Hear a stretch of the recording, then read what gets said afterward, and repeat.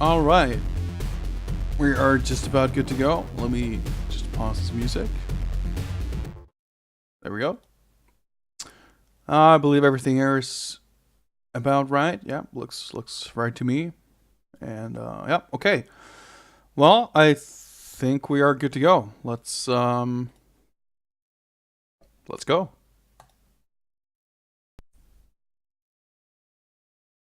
All right, looking good.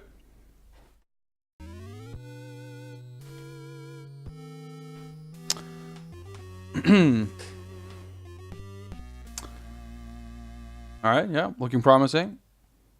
Well, I don't really have too much else to say. Why don't we start the timer and get going? Oh shit. Intro? Oh wait, hang on. There we go. I can actually see chat now. Gotham City seems peaceful since Batman released it from the Joker's clutches. Some damn good palette use there.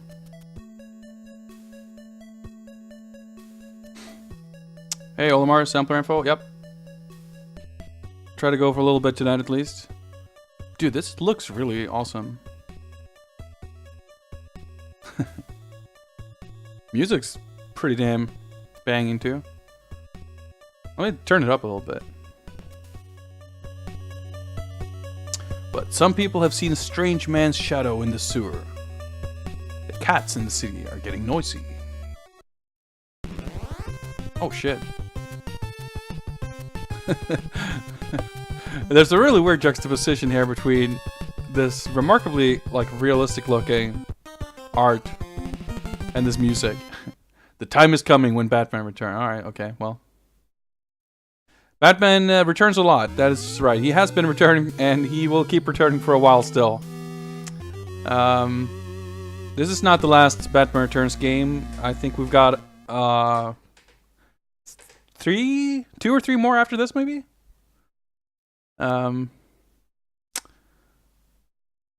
Yeah, there's the Super Nintendo one and the Amiga one. I think those are the two left after this one, maybe? There's a password system. I did not expect that. Well, no options though, so let's just keep this train rolling. Sick. Intro more. Yeah, the art's really quite nice. It is a peaceful winter night in Gotham City. Ice Princess is about to light up the Christmas tree for the citizens.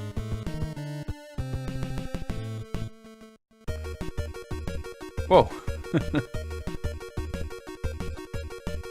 Yeah. Suddenly, a huge gift box appears and the Red Triangle Circus Gang bursts out of the wrapping. Gotham Plaza changes from a festive party to a horrifying bedlam.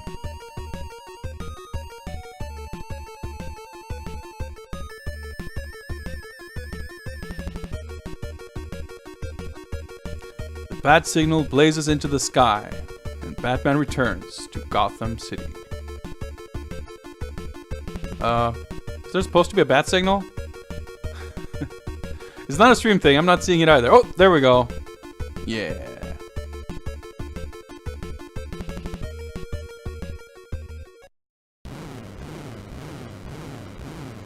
Is it falling?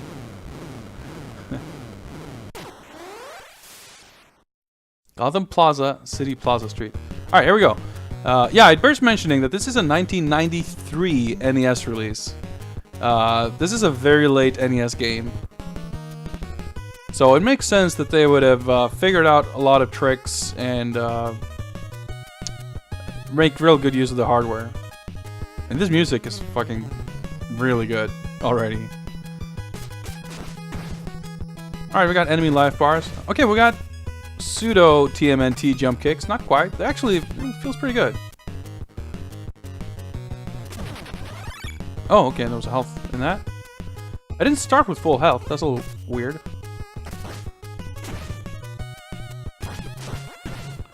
So there's jump attacks. Let's see. Oh, I can move up and down when jumping. Whoa, okay. Oh, okay, down and jump does a slide. That's pretty cool. I want to see if I can, like... Yeah, you can move up and down in a jump. So, oh, okay, so down and punch blocks. I'm gonna assume both buttons does a special attack like in TMNT. Yep. Okay, it takes off a bit of health. Alright, slide does damage. Okay. I'm pretty impressed so far. Feels pretty good. And yeah, music just makes it fun. Whoa. These might be the least annoying clowns to fight in any version of Batman Returns so far, so that's got that going for it too.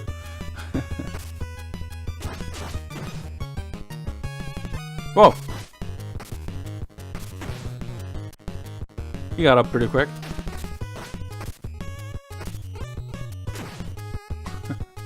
I slide this dude?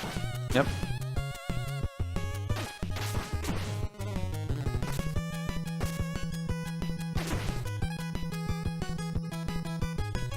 Yeah, I mean, like, the first Sunsoft Batman in particular is, like, quite well known and recognized for making very intelligent use of limited color palettes, having, like, every palette sort of blend into black, and making a lot of use of solid blacks. And this game, I feel like, kind of does that a little bit too. Not to the same extent, but to similarly nice effect. And the intro stuff in particular did that really, really well. You can also tell, like, so the NES has a limit to about, there's like the overall palette is 16 colors, I believe. But there's not just a limit of putting those colors on screen. Each sprite can only have one 4-color palette. And same goes for every background tile. And you can only have, I think, 4 palettes at once. So if you want to use more than like 3 or 4 colors, you really got to sort of split them up into chunks. You can quite clearly tell here, for example, by the window, like there are a lot of very straight lines where the colors are sort of divided. You can see the door, like between the door and the window, the division between the color palettes. And same at the very top. So if you look for it in the intro, you can see it quite clearly when there's stuff with multiple colors, how it's all split up. But it's still done quite gracefully, like with finesse, I guess you should say. In a way that, like, it still comes across as quite natural. I mean, it's nothing really technically impressive about it as such. It's no, like, super special hardware cheat or anything. It's just, like, clever, working around limitations in a clever way. They actually do a really good job, I think, of approximating Keaton's Batsuit with the sprite too, like the design of the boots. It's a nice looking sprite for, like, NES beat 'em up.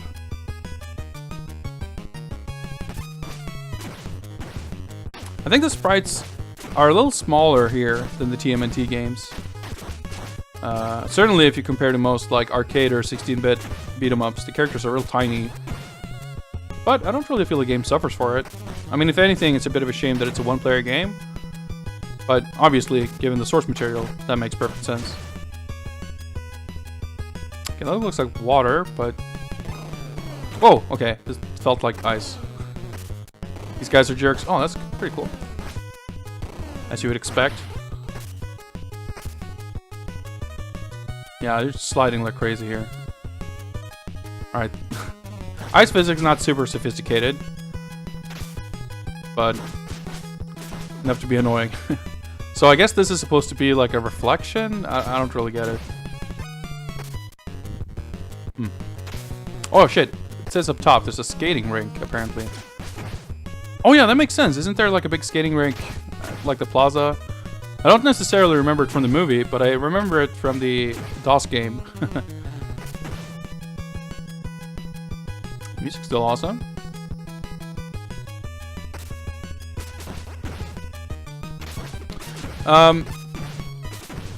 Control and attacks look way more refined than Double Dragon. Yeah, that makes sense. I mean, this is a far newer game. Double Dragon was, what, 87? And this is 93. I mean, obviously the closest point of comparison would be the NES Turtle games. And, the battle in front of the plaza, okay. Oh, it's Karnov. Oh shit, it's gonna breathe fire? Whoa, whoa, whoa, he's lariating. Oh, okay, does it, okay. I have a feeling, okay, maybe not. I was gonna say, I feel slides are gonna be good. Maybe wait for him to get winded and then slide. Shit.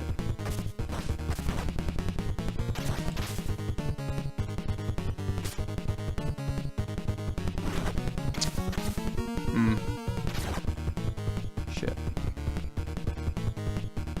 I like bait him into. Oh shit. Okay, wait. Do we have one life? I guess so, huh? Sad Michael Keaton. Continue. Can we get a password? Well, I assume we have unlimited continues. I'm not sure. Yeah, a guy who just guys who go like this and just flailing his arm. It's we don't have a chance. But yeah, I was gonna say, so the first NES, well, not the first one, but the second NES game based on. Okay, we'll start over here. Okay. The first NES game based on the second NES game, which is based on the first arcade game. There we go. The arcade one came out in '89, so I guess the NES one was probably '90. And there was what was it called? The Manhattan Project, the third NES Turtles. I assume that must have been before this, like 91, 92. This feels kind of, I mean, granted I haven't played either of those in quite a while. From what I can remember of them, this feels pretty similar to that. But it is kind of sophisticated with the blocking and sliding and stuff.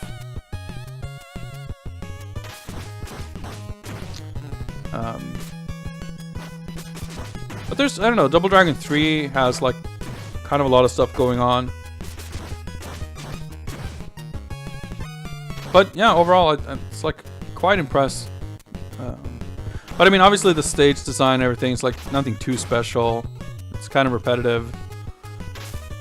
The different enemy types, kind of cool, but don't really.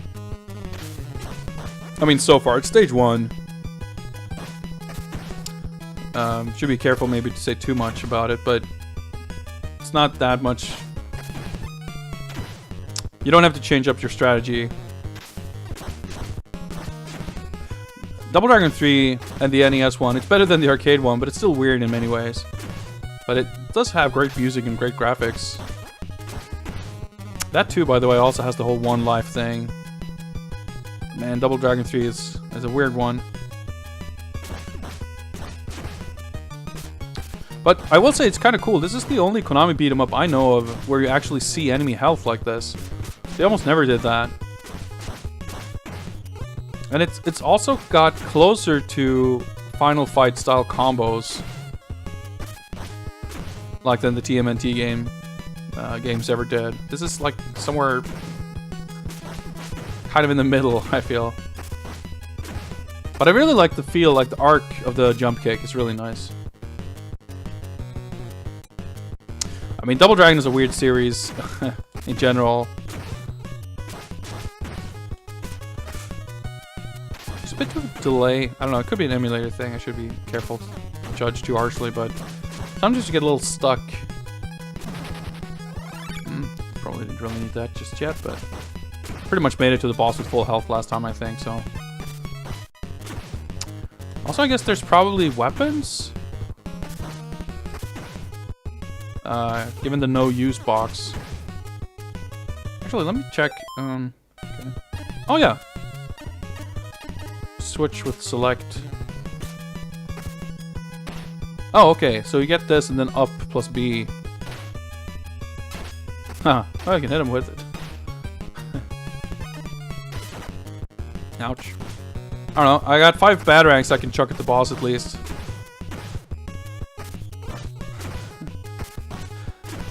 Remember that time Penguin put medical supplies in gift boxes for random strangers to refresh themselves? No, but I do remember the time he put pink hearts.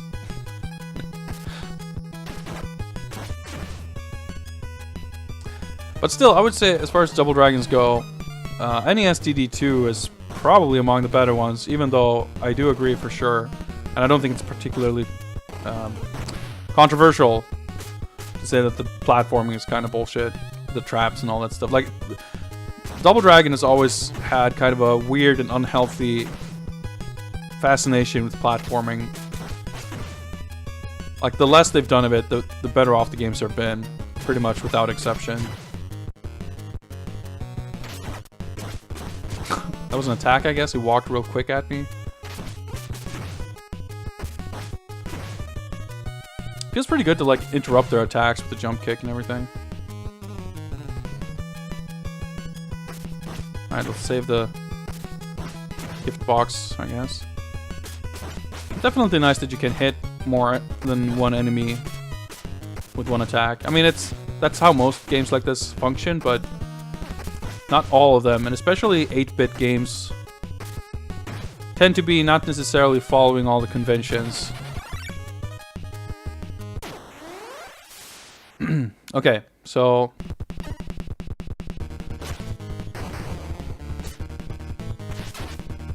okay. Well, that was great.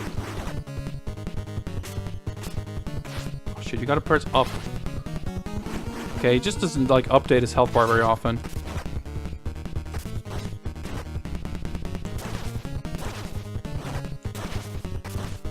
Shit.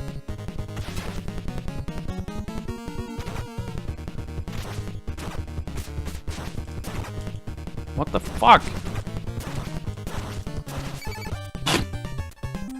Alright, I got pretty fucking lucky there. Box.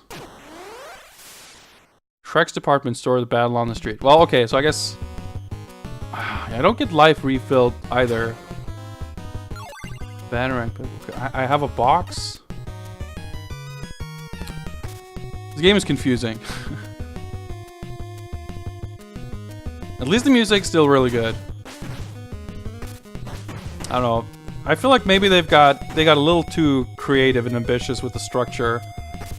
I don't feel like they really... Oh, okay.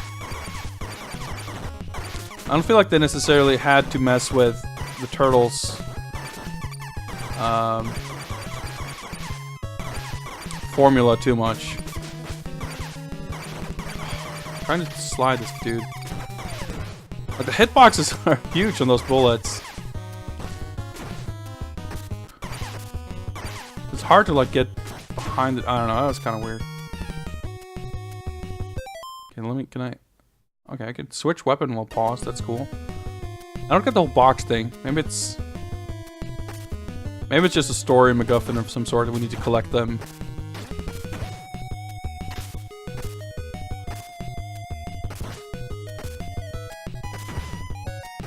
I really don't get how you're supposed to, like, it really seemed impossible to hit the first boss without him hitting you.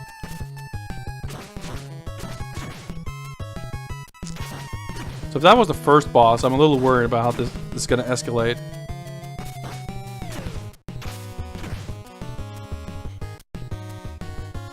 And we'll see. Oh, hey, it's the devil guy. I think he's been in every Batman Returns game so far. Some of the other clown enemies I feel are a little too... Like, the fat one is recognizable, but otherwise some of them are a little too... Like these guys. Otherwise some of them are a little on the generic side to really tell whether they've got a very specific design. But some of them, it's pretty cool to see them, like, very clearly have the same enemy designs in all the different games. Like, goes to show they had some pretty good, like, costume design and stuff in the movie. Like, to have a few of these really recognizable guys who even in this, like, low resolution 4-color palette sprites are still recognizable. Some more health would be nice. But I'm also not entirely sure how the continue feature is going to work out. If we're going to have stages with more, like, multiple sections.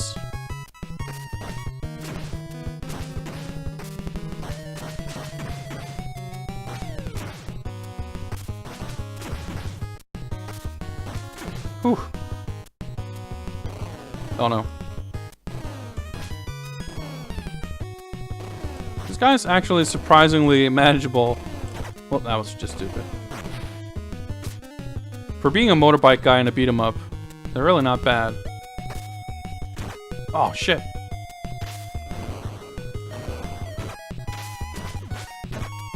Oh no, this is not going well.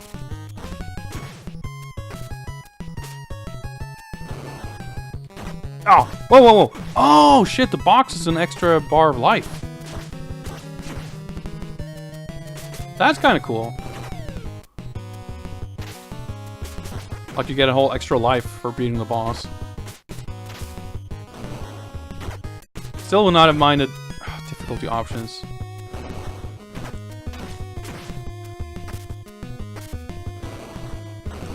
It's kind of annoying that the enemies seem to have like attacks that really hit your hit pretty widely on the Z-axis. Cool. So you can actually refill the box. They work kind of like the reserve tanks in Mega Man X or something. So they make it that you can actually collect more health than you fit on your life bar.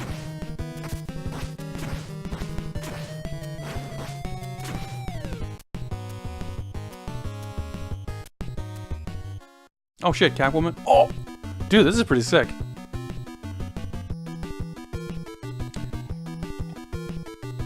I will destroy this building. Well, she gives a nice bit of warning. Unlike the Atari Lynx version. To the roof, okay? Yeah, the cutscene art's pretty damn impressive. See, in situations like that, I never seem to get the upper hand. I could probably make use of the sliding. That's kind of cool.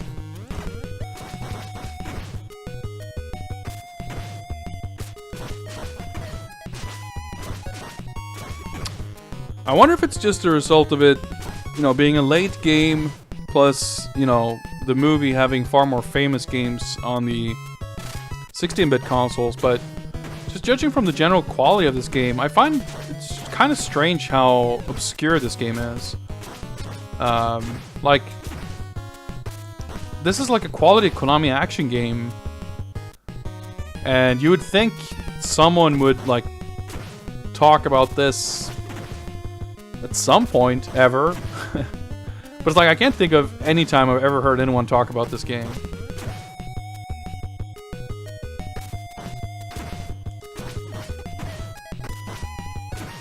I mean, it's probably maybe not their best game, but I mean, it's pretty up there, and I would say it's first impressions anyway. Certainly not worse than the Mega Drive game in terms of like playability. Was I rewarded with some extra health or something? There was like a chime.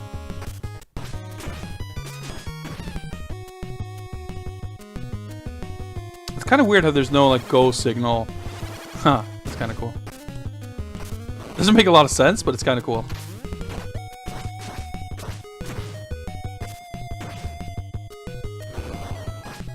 Okay, now we're getting kind of interesting here, having to deal with multiple guys like this. Multiple of these guys, maybe I should say. I don't know.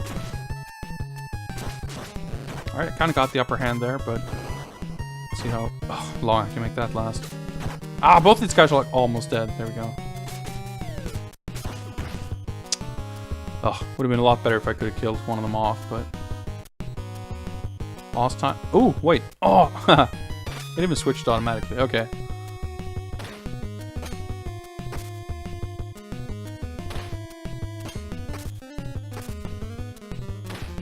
Kind of pointless, but it's cool, I guess. I mean, it was called To the Roof. Makes sense. Oh, boy. Oh. Oh.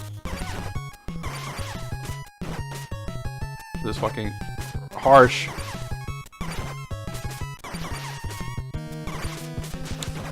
Are these guys invincible? Oh.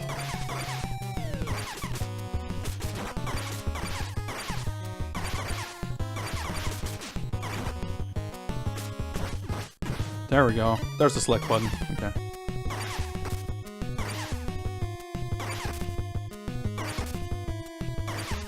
Nope, that doesn't work. Okay. Oh, for fuck's sake, you gotta be kidding me. Whoops, I didn't mean to slide. Yeah, they don't give a shit. They just fire their guns and... Yeah. This is not the best section in the game so far. That was pretty tedious. And this is bullshit. Like, environmental hazards that doesn't hurt the enemies. That's bullshit.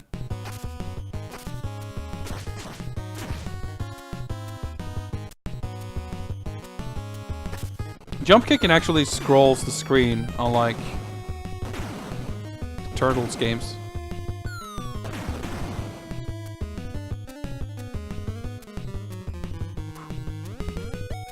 More choppers. There we go.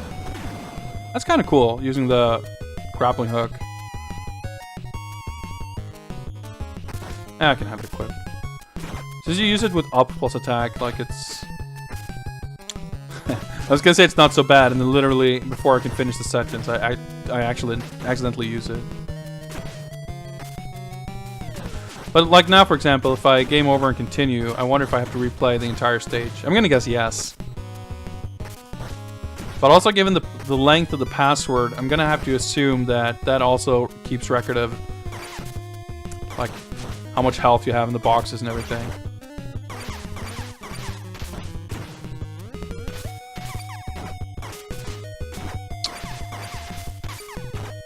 Like shit like that gets a little annoying.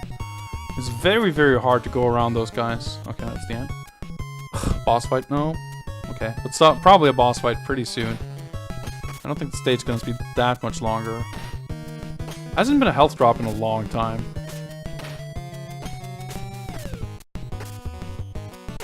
Yep. The battle on the ivory tower. Oh shit, dialogue?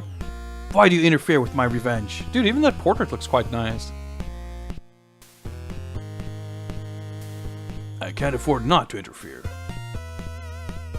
Don't underestimate me. Blah, I can't even talk. Don't underestimate me because I'm a woman.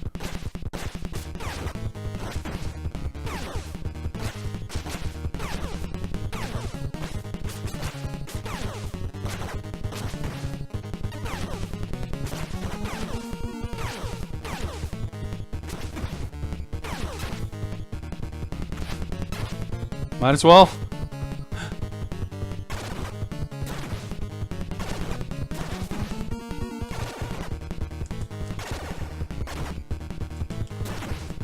Oh, nice. You can actually... Oh, fuck. I believe it's the same in Manhattan Project, Turtles game, that if you have... Using the special move takes off health, but you don't. If you don't have any health, you can do it, like, infinitely. However, it doesn't seem like using it gives you iframes. Oh, nice. Okay, I actually get to start from here.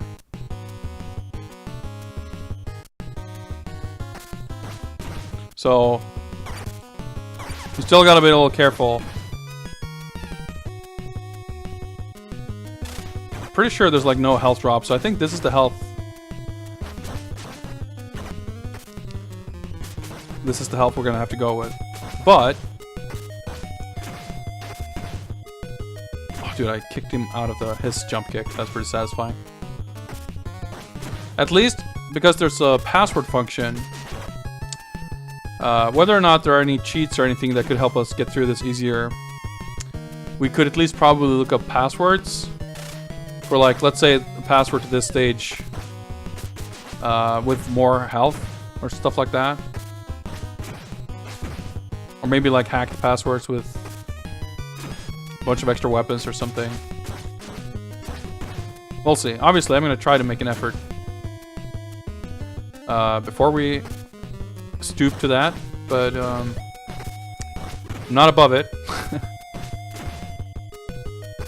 These games do. I mean, I remember the first arcade game port, aka TMNT2 on the NES, being really kind of difficult. Like once you get to the later bosses and stuff.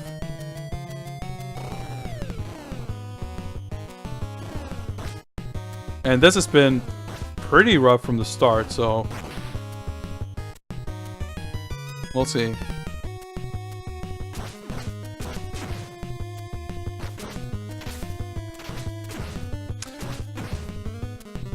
If I can make it with a little more health, maybe try to use the special attack more. Yeah, maybe not die so much to these guys.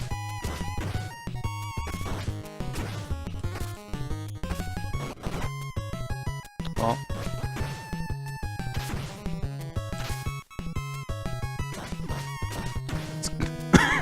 Well, it's kind of weird you chase after him like that and you start blocking because you press down and punch.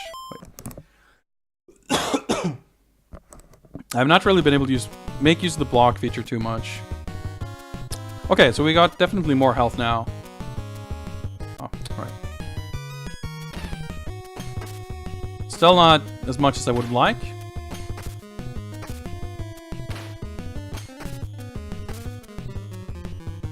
Oh, for fuck's sake. I thought the boss was there. Oh no.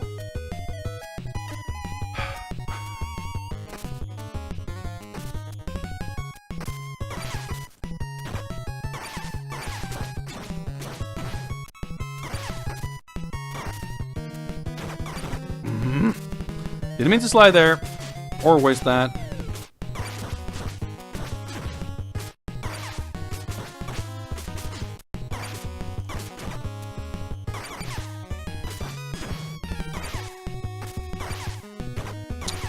Like, everything has such a big... Oh, you can't, like, jump down without sliding. Everything has such a big hitbox on the, like, Z-axis. You can't... It's really hard to dodge those bullets, for example. Okay, never mind. I'm gonna have just this little health this time.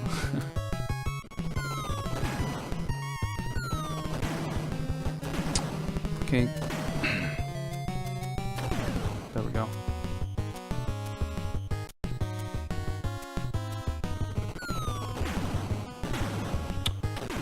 Fucking took a rocket to the head.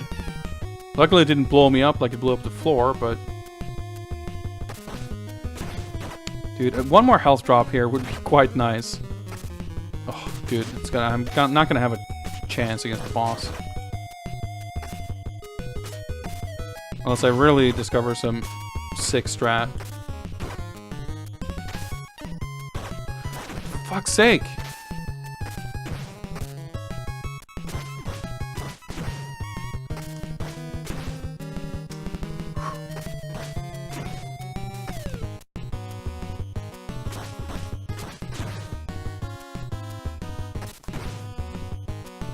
Oh, these guys. Like, every time I think I'm at the boss, there's like another group of enemies left.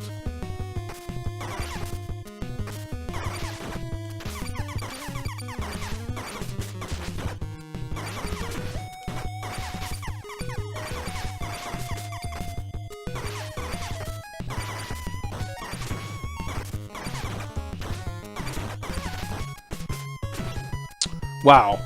Jesus Christ. What can I even do at this point? Well, I mean, I didn't have to start the entire stage over, so there's that, but...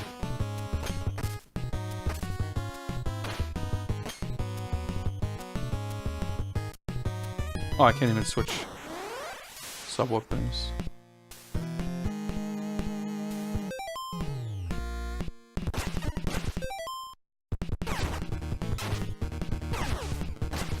I'm dead. Okay. Oh, that lasted long. Ugh. Guys, this game is pretty tough.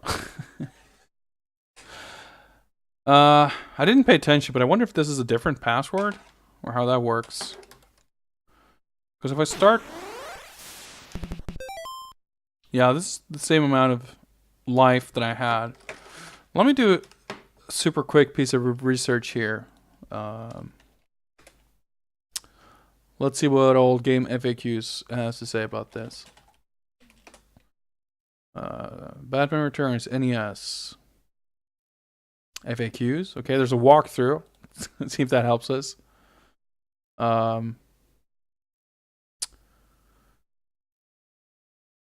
Okay, there's... Okay, alright, here's interesting. I'm just looking at what's here. Okay. Oh shit, okay, well, there's a lot of interesting stuff here. And someone definitely did sort of hack the password system to find all kinds of data here. Interesting. Okay. There's multiple endings in this game. It says here, in this game, you'll find that your health, specifically how often you're hit and how many times you die, determine the ending. Taking hits adds 8 points to this counter, and dying adds 1,024 points to the counter. Overwhelmingly the greater influence. When you finish the final stage, if your counter is within certain values, you will find different endings. And then there's like a score estimate. Okay. So dying 5 or less times gives you the best ending. And dying about 15 times gives the worst ending. So there's 4 endings. And we've already died, what's this, 2-3 times? And there's, 6 stages. So I would say we're clearly on our way to the worst ending. However, there's a big old set of passwords here. With or without invulnerability. It's like a debug feature, I guess. And there's passwords to the boss stages too. And there are passwords for every stage, with or without invulnerability, for all 4 of the different endings. So I feel like what we can do is I'll give this like another attempt or 2, and then we can just use another password to skip to stage 3, and we can like do a few proper attempts. Cedra, what's up? Thank you for the host. We'll see here, and we can use all those different passwords on the final level, just to see the 4 different endings.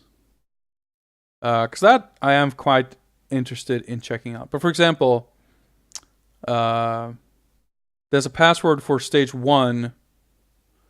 In fact, I'm almost tempted to try that. A password for stage 1 with an extra life bar. Like you could consider that a bit of an easy mode, I guess, having 1 extra life bar, because that'll carry over to the other stages. In fact, I think I'm going to try that right now, because... is there a reset function somewhere? There we go. Because... that's probably not going to end up any better. So if we do this... Alright, cool. I actually remember the password, but... oh boy. Password seems quite simple. Konami made a couple of Batman games. They made this and the one for Super Nintendo. They also made The Adventures of Batman and Robin for the Super Nintendo.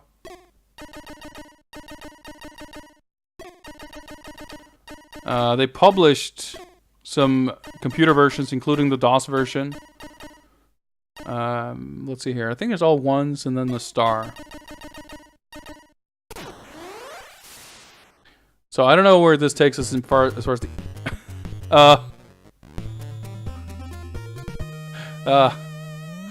okay. That's not quite the effect I was expecting. Dying immediately. Okay, continuing. Okay, that works better now. that was weird. Okay, so now we start off with the box. So, assuming we get another box from the first boss, we're gonna have 2 boxes for stage 2, which could make that doable. This, I don't know, gives us a little more practice to deal with some of these enemies. I don't know if there's a lot of like strats I'm learning or unlearning here, but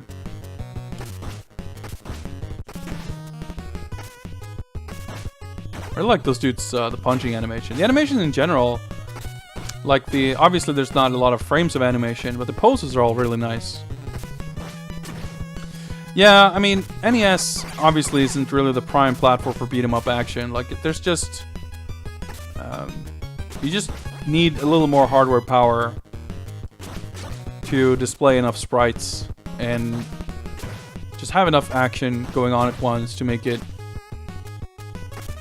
exciting. I mean, even on the Super Nintendo, there aren't many good beat 'em ups. There's a lot of mediocre ones. A lot of ones that have like some neat stuff going for them, but ultimately, you can just feel that they're a bit underwhelming. Usually, there's like a limit. Only like in this game, there's like maximum 2 enemies on screen at once, and stuff like that. Slowdowns or just kind of a slow pace in general. So I mean, the reason why the NES ones aren't necessarily the best isn't so much more about the graphics. It's more of a processing power thing. Like, that's the big difference. Why the Mega Drive was so good with like arcade action stuff compared to the Super Nintendo is, well, partially anyway, because the Super Nintendo has a far slower processor. In fact, I want to say it has the same processor, or at least same speed processor as the NES. It's like, what is it, 3 something megahertz compared to the Mega Drive 7 or so. But that's, I mean, that's always been Nintendo's MO. They've never really created very powerful hardware. They've always been kind of stingy in some ways. I mean, obviously the Super Nintendo was fairly state-of-the-art in some regards, but not others. And even the Famicom isn't really, like, at its core, the Famicom is quite comparable to something like ColecoVision. The reason it kept getting like it had such a long life and games kept getting more impressive was because the cartridges were so expandable with like special chips to provide additional function. Like the Famicom itself doesn't support scrolling, for example. That was added in one of those mappers in later games. And Konami, of course, especially, were kind of famous for adding custom hardware in the cartridges. Most famously for music. And of course, infamously, only in the Japanese versions, because in Japan, game publishers would manufacture their own cartridges. So Konami would manufacture their own cartridges and they could put whatever they wanted in them in terms of tech, custom hardware. But in North America, and I guess Europe and other markets, Nintendo, like, you had to go through Nintendo, you had to order your cartridges from Nintendo, and they wouldn't spring for any kind of hardware just because you wanted it, or even, you know, probably could have paid for it. So there's stuff like Castlevania 3, of course, which famously has a bunch of extra sound channels in the Japanese version and stuff like that. But even like Contra and other earlier games, like Contra, for example, in the first stage, there's like these palm trees or trees or whatever, like blowing in the wind, and that is not in the, that is only in the Japanese version. A few details like that, but they got kind of crazy with it. There's another game that's quite well known for this called Lagrange Point, which actually has an FM synth like built into the cartridge, so it's got actual FM synth music, which is like, it's a really amazing soundtrack. But that's kind of crazy. But so again, none of that was really due to the Famicom's capabilities as such, but just because the format happened to be very expandable. Didn't the Famicom have a few more pins on the cartridges? That could be. I'm on in deep water here. I don't really know too much of the technical stuff. That's possible, and I guess that might be to communicate with some of the potential extra hardware. I don't know. Alright. That went better than last time, but I still had to waste all my batarangs. Battle on the street. Oh, there's batarangs in here, I think, not health, right? Yep.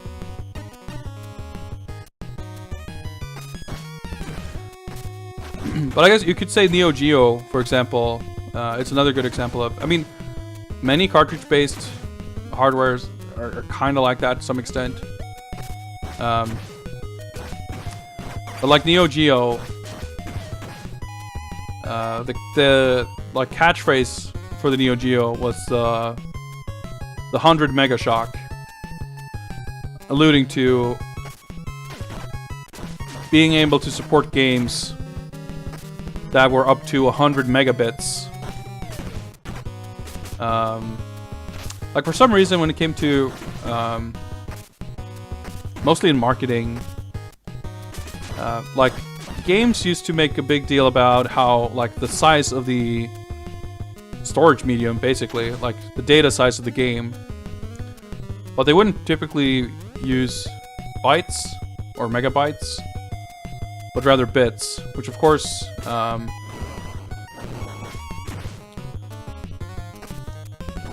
there's what, 8-bit to a byte or whatever, how that math works, I forget. But like I would guess NES games would probably be around like 1 megabit or 2 megabit for a big game. Probably there's like 1 8 meg game or something, which would be like pretty huge for a Famicom game. And like the Mega Drive games too, like early on, they were usually 2 or 4 bit. But got like exponentially bigger with time. Like late era, especially games got like quite big. Of course, they would develop more sophisticated compression techniques and stuff too to be able to store more data without using a larger footprint. But I remember, for example, Super Street Fighter 2 being marketed as the biggest. I think it was the Mega Drive version specifically, was the biggest Mega Drive cartridge yet, and that was 40 megabits.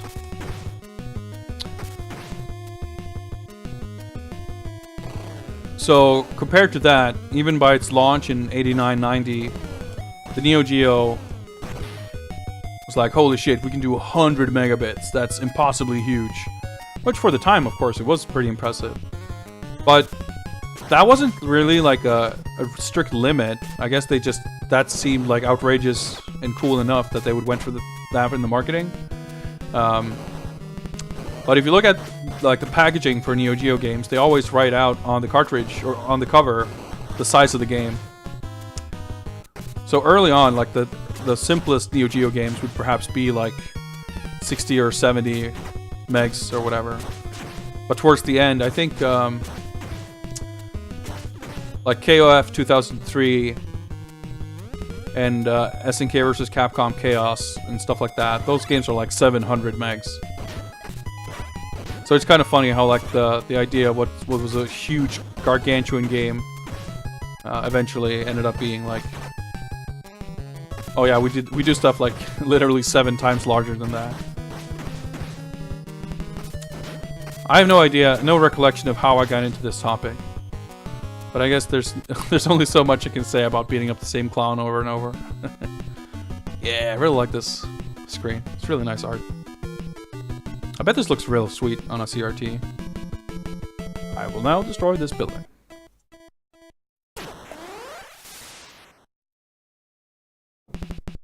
Alright, we're doing a lot better. Even without the extra life bar. Certainly there's... even without the extra life bar, I'm doing better now than the first time, but we might still not have too much life left by the time we get to the boss. Oh, right. Famicom beat 'em ups kind of suck. 'Cause the hardware's just not quite there. Thanks.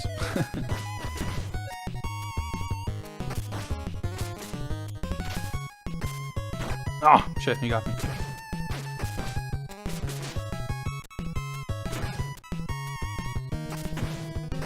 Would have been sick though. I mean, I guess they're staying, I think, impressively faithful to the story and everything. Even the design, like they don't go too crazy with the environments. Hey, Kago, what's up? Is this the third? Maybe. You've returned on Mega CD. No? Mega CD, Game Gear, DOS, and this. So this is the fourth return. And there's like 2 more after it, I think. Depending on exactly how you count, but...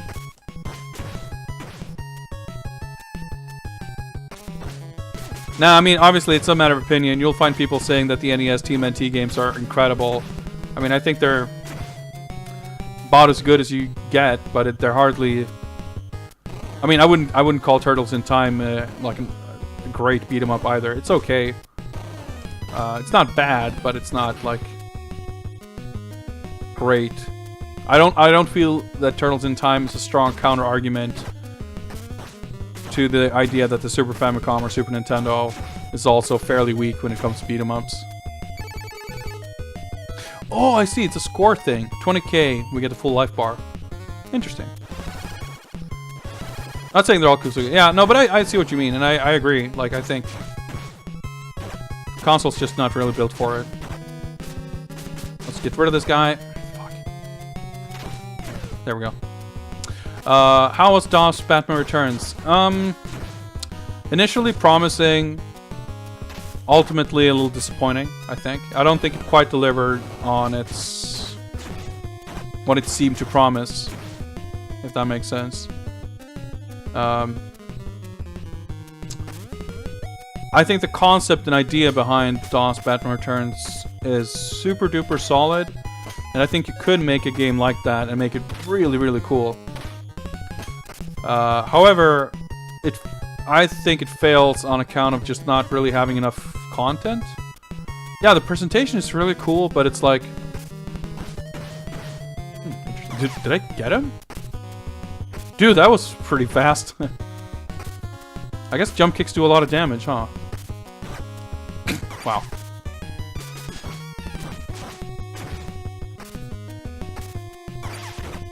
Damn it, I tried specifically to press down after I jumped. Alright, that's the cleanest I've done this section, that's for sure.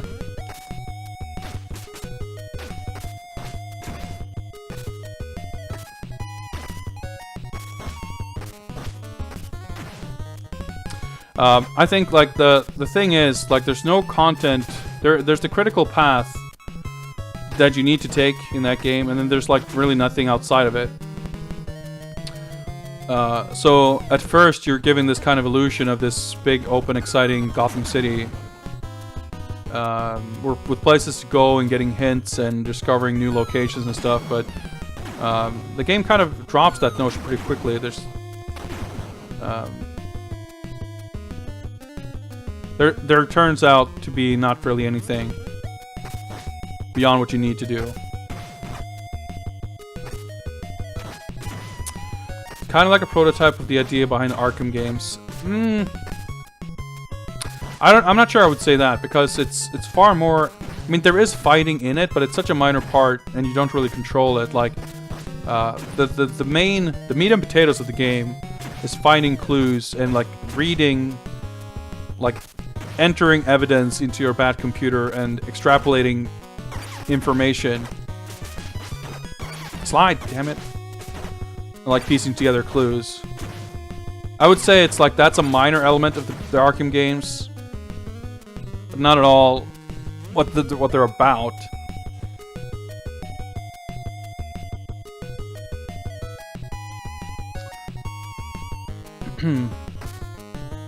Lost time, I think. Alright, that went a hell of a lot better, because last time we had this amount of health and no extra life. Now we have 2 extra boxes. But like, I would really love a Batman detective game that takes its inspiration from that Batman Returns game, but that has more of an open structure and more stuff to do. Like, let's say there's more of an open world that you can explore and stuff, but like, yeah, not having a bunch of combat necessarily, but putting together clues. It could be super sick. Whoops. Alright, I think it's gonna be fine.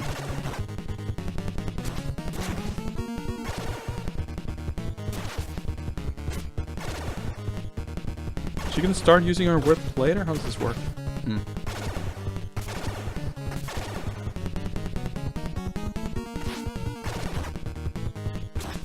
She seems to be jumping as a like counter strat against my jump kicks.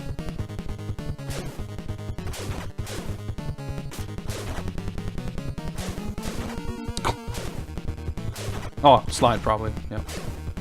It's like, how the hell am I gonna get in? It's like, oh yeah, right, I have a slide. Gotta space it correctly though. Easier said than done, Jesus. Alright, we're pretty good though. Oh wow. Got him, okay. 30, okay, every 10k I guess. Haha. Huh, no extra box? I'm trying to trap, what is it? Trap the bat? What an exciting idea. Dude, I can't get over how good those, like, there's so many colors. Those cutscenes look so good. Looking for the Ice Princess. Big ol' Oswald Cobblepot for mayor sticker or whatever. I haven't played the Telltale game. We'll get there. And yeah, I was thinking that might be the closest. But I think it's more of a storytelling. I mean, not knowing the story, obviously, but I don't expect it to necessarily be a detective type thing where you have to like piece together clues. But even so, of course, having something more based on story than punching dudes will be a nice change of pace. Alright, I guess we're at the Subway. Obviously a bit linear, that's fine. It's not really the open-endedness of the DOS game that I'm so attached to. It's more the nature of focusing on the detective stuff. I mean, I happen to think that's lends itself to an open structure. I mean, if anything, one of the issues the DOS game has is that it attempts to look open and, you know, as a way to trick you into thinking there's more options than there really are, which you kind of have to do when it comes to like figuring out clues and solving puzzles, and especially if there isn't any more content, you gotta use a bit of smoke and mirrors. But again, it's more the focus that's the novel than the kind of open approach to it. Sidra, they used to be much more in the vein of LucasArts adventures. The early stuff, like the first Sam & Max and Back to the Future, Monkey Island, that stuff is all not exactly like LucasArts point-and-click adventures, but very much in that vein. Oh, okay, sword thrower, knife thrower girl. She looks really different here, but pretty much the same chick as in the other games, right? But with The Walking Dead, they kind of took a different approach. And seeing as that game was a super giant, massive hit, they pretty much gave up on doing point-and-click adventures and started doing story games in that vein. But it's interesting. I think Jurassic Park might have been the first one that was kind of like that, and people hated that one.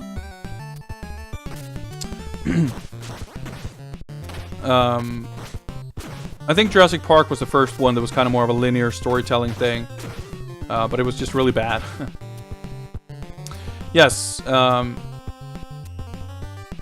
they did the same kind of episodic structure. I think Sam & Max was their first one, and they did 2 or 3 seasons of that. Then they did, yeah, Tales of Monkey Island, that's right. And Back to the Future. What else was there kind of in the early days?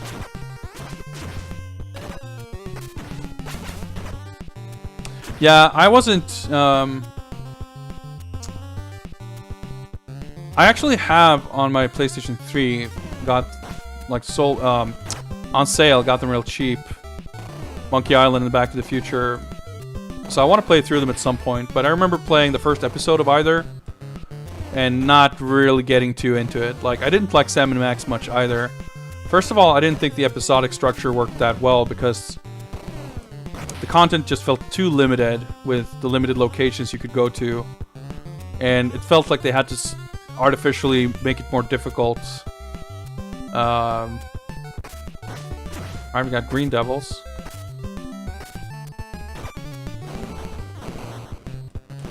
Oh, wow, hitboxes. Dude.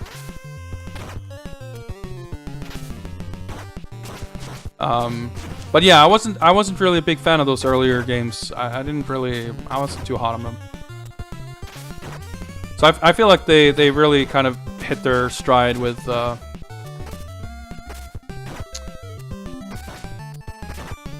Jesus, with The Walking Dead.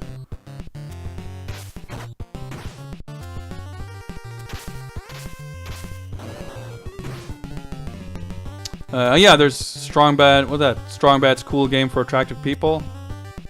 I always wanted to play that one. I was a huge Homestar Runner fan 100 years ago, back when that came out.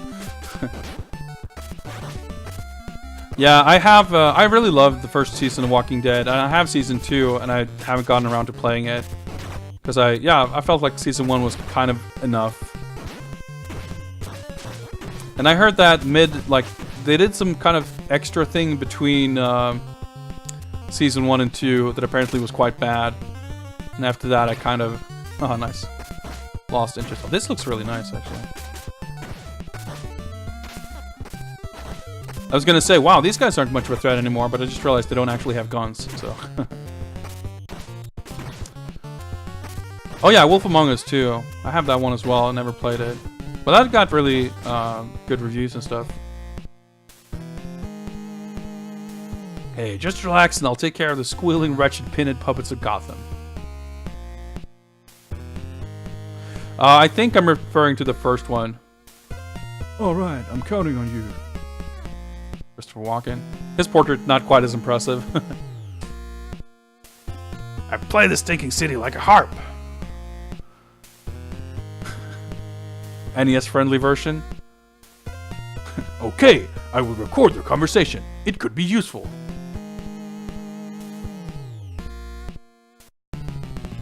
It's funny, like, I guess we're, I don't know, maybe almost halfway through this game, but that stuff is literally like the end game of the DOS game. Like, it's funny to see like the same events from the movie being interpreted in these different games and like how they, like the Ice Princess being killed and Batman being framed for it. That's literally the intro of the Mega Drive game. And it's like almost part of the ending of the DOS game and stuff like that.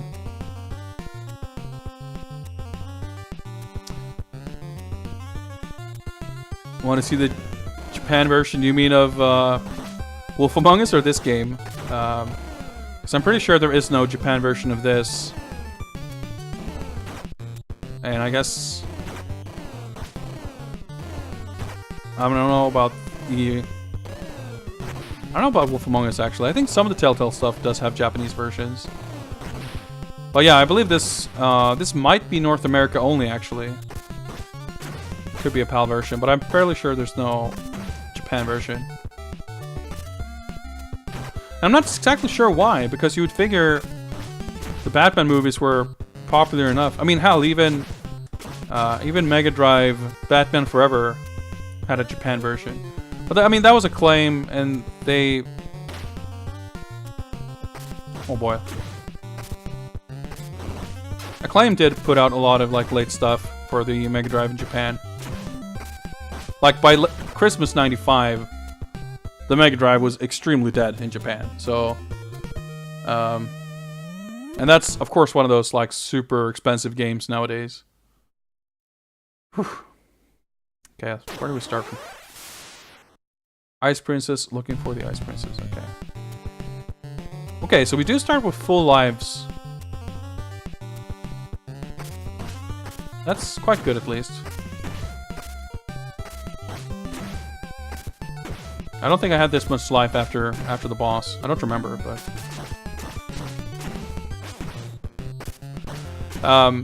But yeah, so like the Batman movies would have been a fairly big deal, I imagine, in Japan. And the Famicom, of course, it's not like the NES was much longer lived in America than in Japan, I don't think.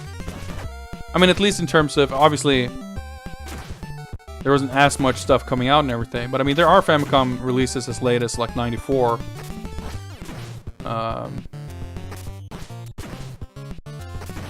Like the last Famicom games came out after the PlayStation had launched in Japan. So yeah, I'm not sure if there's a good explanation to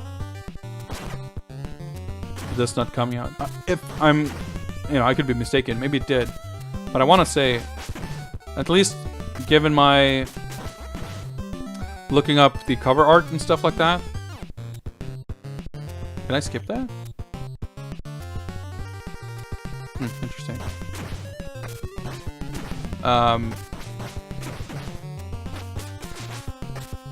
I didn't find any info on a Japanese release, at least. Okay. But yeah, I want to say the Telltale stuff. Like, I don't follow the Japanese market super duper close, but I just, in my RSS feeds, like all the blogs and sites and stuff I follow, I do follow Game Watch, which is like a big Japanese game news site. And it's not that often that there's many interesting articles. I mean, Japanese games media is weird. It's all very much run by publishers, basically. Like, you will never ever see anyone in the Japanese games media comment on rumors or leaks. Like, it just does not happen. It's all paid for by game publishers, pretty much. So they're very keen on maintaining those working relationships. So as a result, you're not really gonna get hot scoops, except for when there's an exclusive Famitsu article or something, and the Famitsu issue leaks a day earlier or whatever. But those kind of exclusive scoops do happen all the time in Japanese gaming magazines because of those. Like, that's the channel that the publishers use to announce news. In a way that doesn't really happen in the Western games media. But in any case, I want to say that following that kind of stuff loosely, sort of from the fringes, I want to say I've seen Telltale stuff mentioned commonly enough that it would seem to me that they kind of routinely get Japanese releases. But I mean, it's a far cry. Like, it's not at all like it used to be. Like, up till 10-ish years ago, Western games were extremely obscure in Japan. But given that, like, the Japanese games industry shrinking a lot over the last 10 years, migrating to mobile games and stuff like that, for many reasons, the Western games have a much larger presence in Japan. Oh shit. Than they used to. So it's not that shocking. Especially a lot of them, like a lot of the Telltale stuff, it's all based on globally popular IP anyway. Same thing with, like, I don't know, Lego games and stuff like that too. It's not that weird to see them licensed or like come out in Japan and stuff as well. I remember seeing some Japanese hack of GTA 3 with some Pikachu and Lucky Star characters being impressed they knew what GTA was. Well, it's funny you should say that because Do we? Let's. This is where we died last time. Screw it. Let's. Because actually, I would say GTA was actually kind of an early example, like the start of this kind of Western games being popular is maybe not the right word. But GTA 3 and Vice City, at least, I think San Andreas as well, were actually published by Capcom in Japan. And had fairly quality localization. I don't think they were dubbed, but like they weren't a hack job like a lot of Western games have been kind of traditionally. I mean, traditionally, if like you go back to this era, and like Acclaim Japan, who did a lot of the Midway arcade game ports and stuff.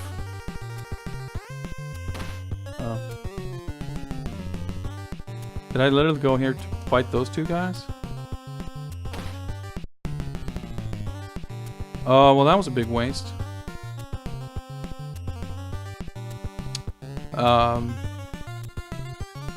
Let's see. Yeah, San Andreas, I think, came out in 05, 06. I don't think sales were huge in Japan by any means. But it did sell. Like, those games did sell in Japan. I mean, I think if they did like 20 million in the US, they probably did like 100K in Japan. Like, so it's probably not that big a deal.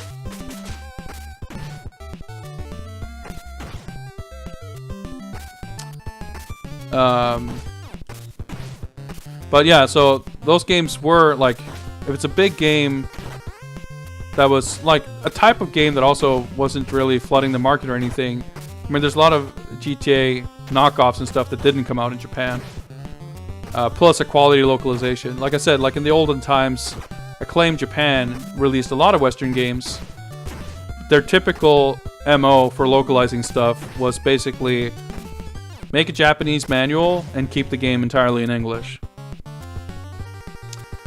So that tells you something about the typical expectations. Like if you think about the typical English translation of Japanese games, like imagine just buying games and it's literally all Japanese in them. That's kind of like what it was like in Japan with Western games.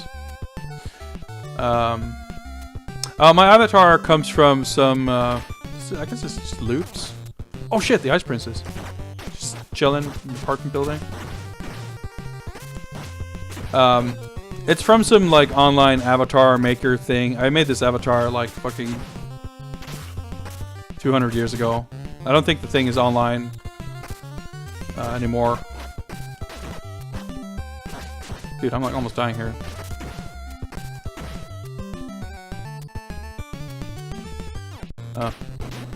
Oh shit, Catwoman took her.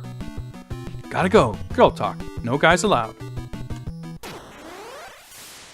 Following Catwoman. I think I wasted a lot of time and life and... Oh, kind of cool. You like slide down the roof. Shinjuku Wolf, really bad Japanese GTA game. Interesting. I should add that to my to-buy list. That sounds fascinating.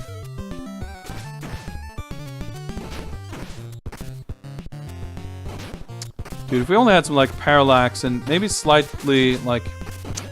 The palette for the background could be a little more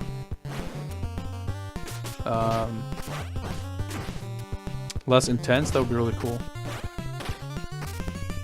What was I going to say? Yeah, so about the quality of localization. So Capcom was kind of a pioneer. Like, this is interesting because this is around the same time where they started focusing more kind of on like the whole globalization stuff. Like, this is around the time where they put out games like Lost Planet and Dead Rising, which had more of a Western market in mind, or at least like a global market in mind. They weren't like developed for Japan, and then after the game comes out, they start thinking about localization, which is pretty much how traditionally it always used to work in Japan. like pretty much all Japanese games were made for the domestic market, and then they worried about localization later. But Capcom was kind of a pioneer in trying to design games with global appeal. And they would do stuff like Onimusha. Of course, the third one had Jean Reno in addition to Takeshi Kaneshiro as the main characters. But Onimusha 4 had like full English localization, even in the Japanese version. They did the same thing with the DS re-releases of the... Nice! Okay, so with this, starting with this password, we actually get to continue with full health. Like this, pretty sick. The DS re-releases of the Ace Attorney games, which, I mean, they were on the GBA originally. Those versions never came out in the West. But the DS versions in Japan has full Japanese and English. So Capcom started doing stuff like that. But before that, or kind of around the same time-ish, they also focused on bringing over like quality Western titles to Japan. As mentioned, they brought over GTA. They also published God of War. And that has a sick localization. I played the first God of War in Japanese, and I'd played it in English originally, but at the time when God of War 2 came out, me and a friend were playing through the first one first, and he got the Japanese version because we were living in Japan. And like, I love the Japanese dub of God of War. Like, they really did an amazing job matching the character voices. Yeah, Kratos' Japanese voice. Apparently, it's the voice actor who dubs Arnold in all his movies, which is a pretty good pick. But the voice is like really, really good. I recommend anyone like look up just clips of Japanese God of War on YouTube or whatever. It's pretty sick. And I don't really remember much else off the top of my head, but so they definitely put out a lot of quality localizations of Western games.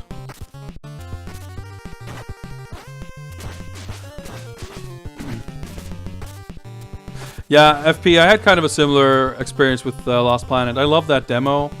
But that was such a cool, crazy thing, too. In 2005.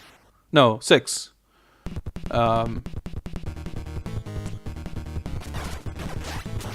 Whoa, what the hell? Capcom just, the two demos...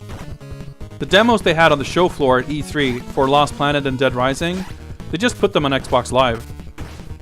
Which is like unheard of, and pretty much no one else, including Capcom, I should say, has done that like before or since.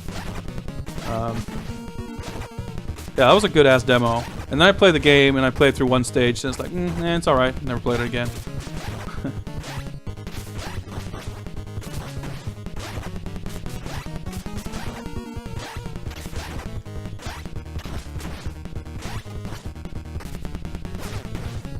Okay, maybe it's because I could tank it down, but that didn't seem so bad. Oh, never mind. Oh, this asshole again.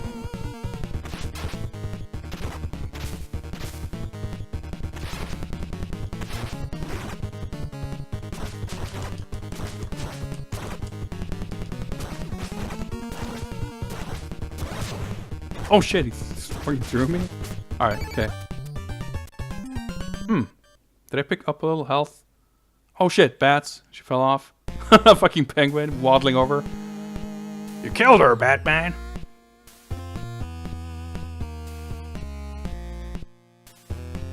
Ha. That's a pretty bad penguin laugh. But, oh dude, like look at the quality here. Batman got rid of the Ice Princess by using bats. He's a menace. Yeah, I mean, I don't feel bad. I've got Hokuto ga Gotoku coming in like 2 days. And I've got 6 pre-ordered. People, fellow citizens, please listen to this conversation.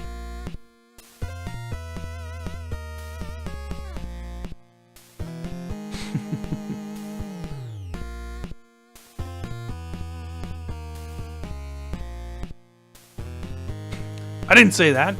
This is a trap. Oh shit, fucking bombarded by 800 potatoes. Oh shit.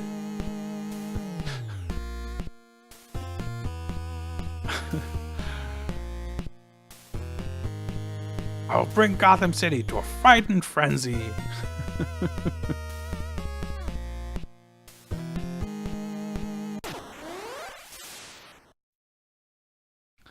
Circus train. Oh!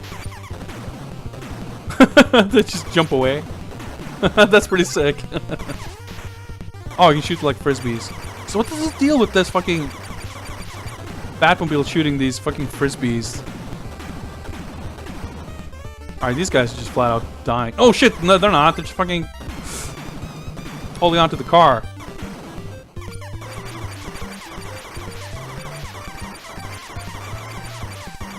Alright, you can sort of hold it. I love the guy just started running faster than the bike's moving. This is pretty damn cool.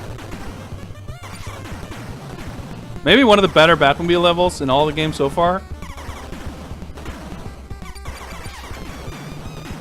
Ah, shit, missed that. What's F? Oh, it's probably more ammo for the frisbees. Makes sense. F for frisbee. I have no idea. Like, it's so hard. There's like so much shit going on that I can't even possibly keep track of what actually hurts me.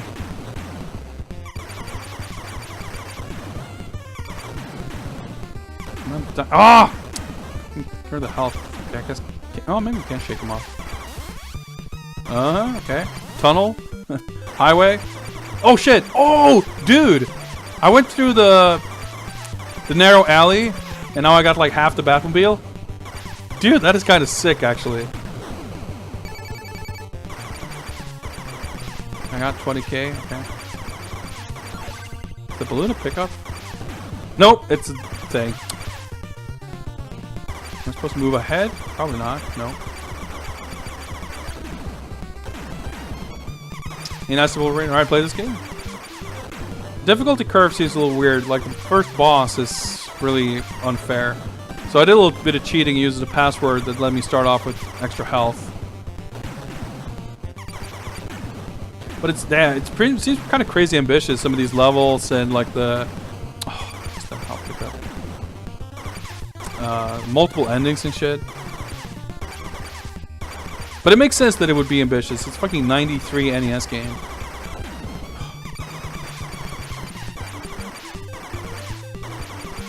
Okay. Like, this game just seems like obscure. People don't like know or care about it. It's not unfair. There's a trick to it. All right. Okay. Well, do tell. Actually, let me look up chat here. Oh yeah, Hoffman. It looks a bit like the C64 movie, Batmobile stage. All the wasted food. Yeah, like as far as the Yakuza stuff, again, like I want to give them my money for it anyway, and I'm not in a hurry to play it, so I don't feel bad for missing out.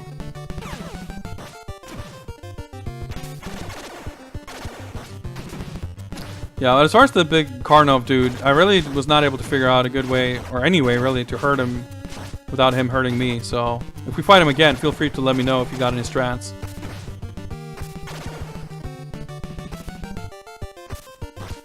Oh yeah, so I wanted to mention about localization. Someone mentioned Square Enix, and yeah, they bought Eidos, kind of, I guess, as a way to like to establish themselves on the Western market. Instead of like starting a new studio, it's easier to buy an existing one, or an existing publisher rather.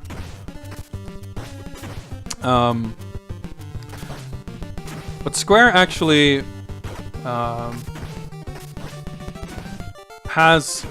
they've also done some like publishing Western games in Japan, and they were actually the culprits of one of the most infamous examples of shitty Japanese translations of Western games. Let's see. Play to remember again. Yeah, we got the A and B, a special move.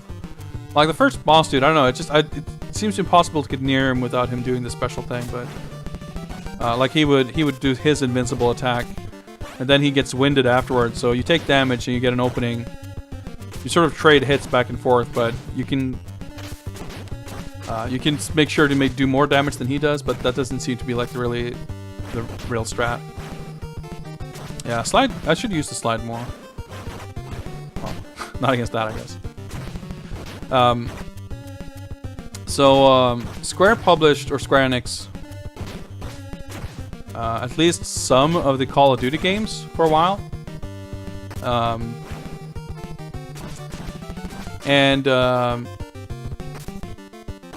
They published. Alright, wait, hang on. Let me take care of this.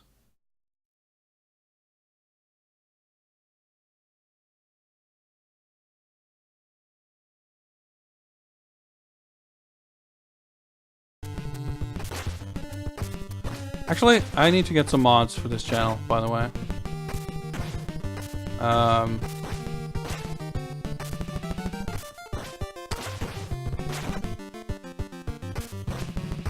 Java control lets you hold up and down together. You can slide kick up the screen. That looks sounds pretty sick. Anyway, so yeah, Square Enix published Call of Duty Modern Warfare 2. And if you play that game, or even if you haven't, you might remember that at the time at least, there was a very controversial, edgy stage in that game called No Russian.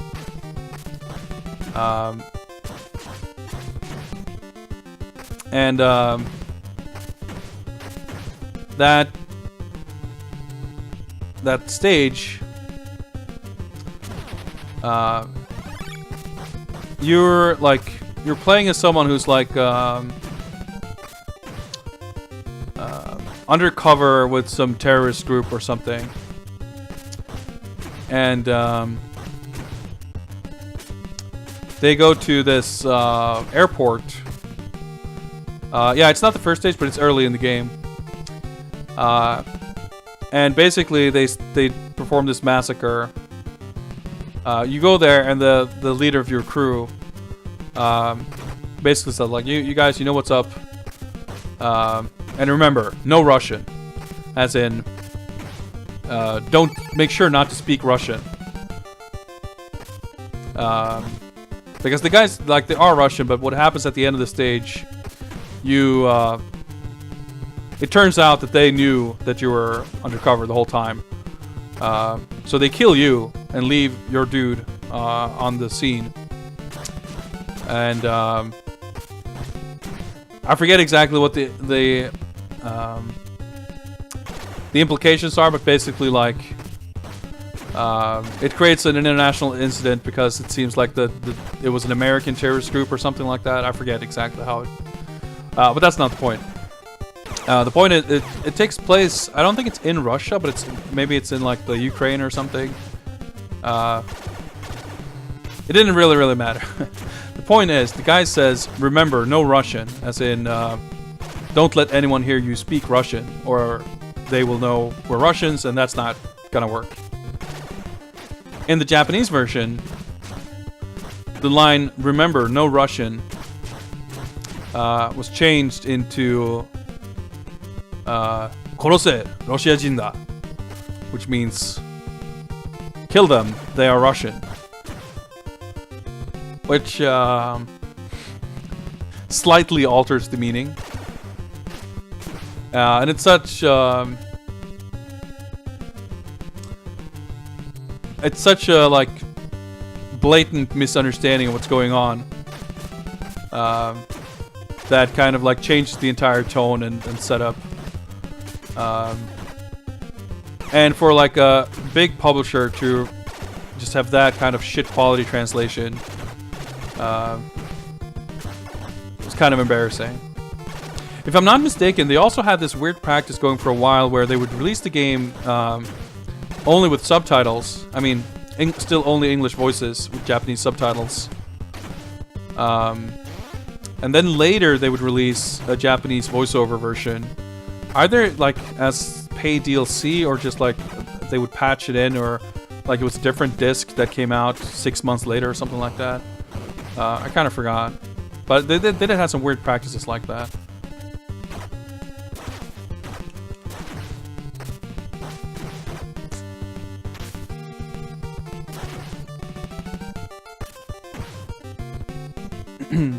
Yeah, the whole the violence thing, that's more understandable because that's like a ratings thing. They can make the game D-rated, but they can release DLC to make it Z-rated, basically. Oh shit, this dude is a boss? That's kind of sick. It's like a common enemy in the other... Whoops, I accidentally used it.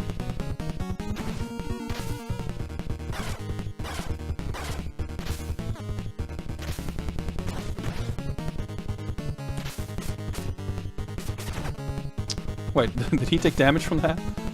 His life bar changed, I think. Oh! Whoa!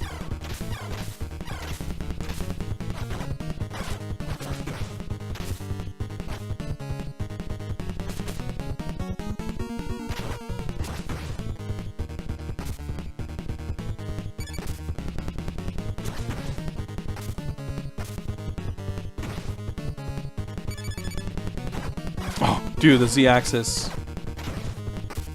There's some bullshit in this game.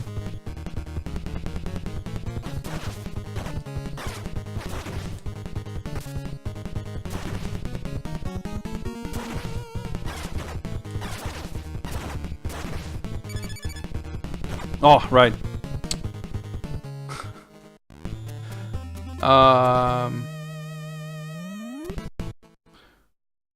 Didn't Squint release Lightning Returns JP Voices paid DLC? I guess. This is a fun fight, but that I mean irritating slide kick him to death. Rescue the children. Oh, was I supposed to do something here? Just double checking. I thought those were like monkeys or something.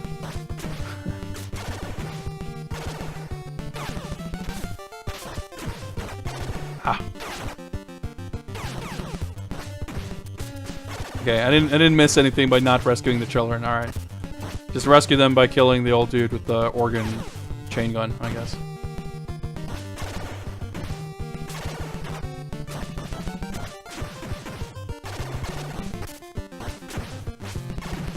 Yeah, I'm pretty like obviously I'm interested in language and translation, specifically in Japan. So like when it comes to collecting old games. Like, it might sound weird or hypocritical, but like, Japanese version games, or Japanese developed games, I want to get the Japanese version because it's like the original. But for Western games, I like to get the Japanese version too, just to kind of see what the translation and localization is like. Because there's often something novel about it, even for games where they like a lot of the acclaimed stuff, it's super half-assed, where the game itself is untranslated. There's often artwork or stuff in the manual that gets treated kind of interestingly.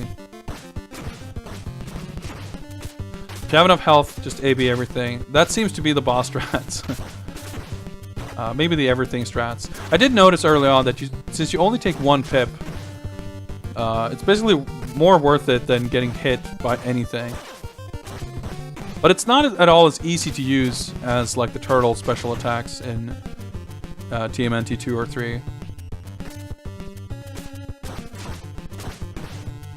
It's funny too though, it's like speaking of violence censorships or just changes in localization, it used to be back in the day, the Japanese, like one of the reasons you might want the original Japanese version of like a Mega Drive or Super Famicom game was that you never knew, especially on Nintendo systems, what kind of censorship would be in the in the overseas version, like taking out crosses or, you know, cigarettes or blood and gore or whatever Nintendo of America didn't want impressionable young kids to see.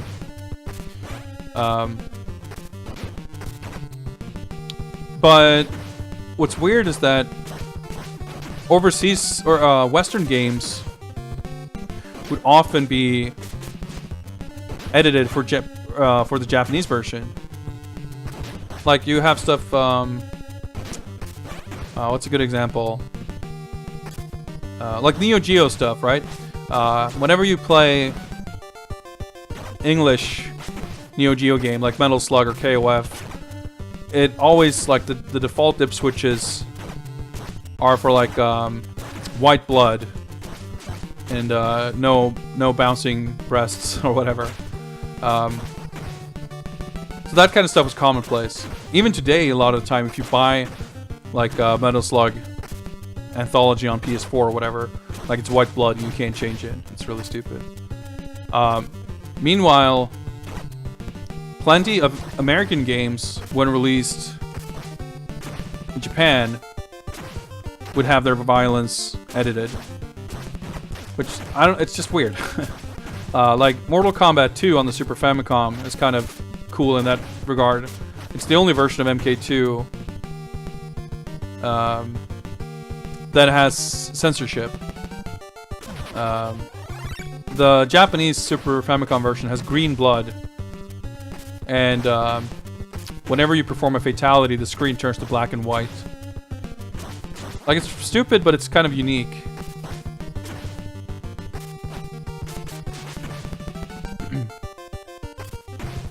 But that's the thing that changed too. Like, yes, as SDS mentioned, Resident Evil 4 is edited in the Japanese version. Same thing with Ninja Gaiden. I believe Dead Rising. At some point in the early 2000s, I had no idea if this came with legislation or what exactly, but around that time, Japan started becoming really harsh on violence in games. And has been that way ever since.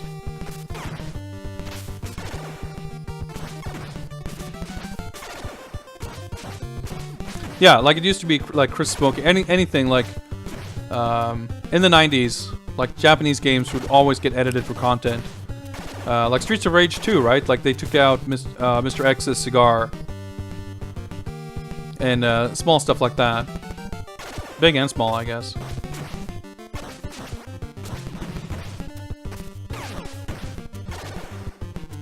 But then at some point it started to be like, even for Japanese games, and of course like Western games started becoming more crazy violent, and yeah, like God of War even has boobs and whatever. Yeah, actually Streets of Rage 3 is a better example because yeah, there's Ash, but also like all the female characters are more covered up in the English version. Of course, there's tons of weird, nonsensical edits in that, but like name changes and color palette swaps and stuff like that. But okay.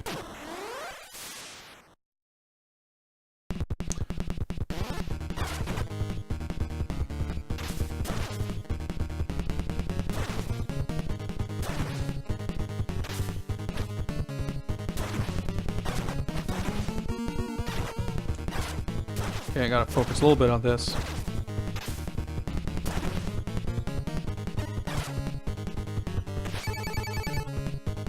Oh, nice. I got the 10k life bonus. Franken, what's up? Fucking teleports. Oh.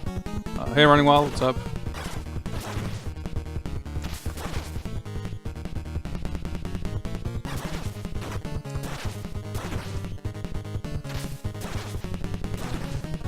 I don't want to whiff too many of these attacks.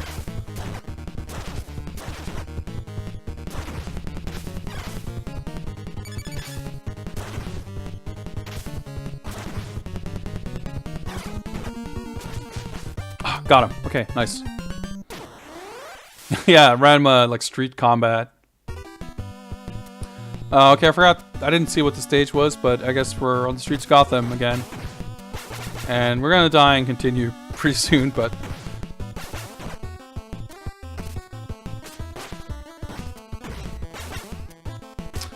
but yeah, it's just interesting how that shifted, and like, so yeah, in Japan, it's like they're pretty strict on violence, and the rating system is kind of interesting too. Like, so Zero, which stands for, I believe, the Computer Entertainment Ratings Organization in Japan. They're the Japanese equivalent of PEGI or ESRB, and Japanese games are rated A, B, C, D, or Z, or Z if you like. And basically, A is like all ages, B is like PG, or like kids to adults or whatever it's called in the ESRB rating. Or Peggy 3 or whatever. Okay, rip. Okay, let's continue. C is like 13 or something, and D is what is it, 15 or 17 or whatever. Yeah, there was some like PC adventure games at the root of the creation of that rating system. Not too dissimilar from the history in America, just different games. I guess Macaw can cover that sometime. I don't really know. I don't have the facts. But yeah, so A, B, C, D basically cover like different age ranges. So D is like rated M, basically. And the Z rating, it's sort of the equivalent of AO.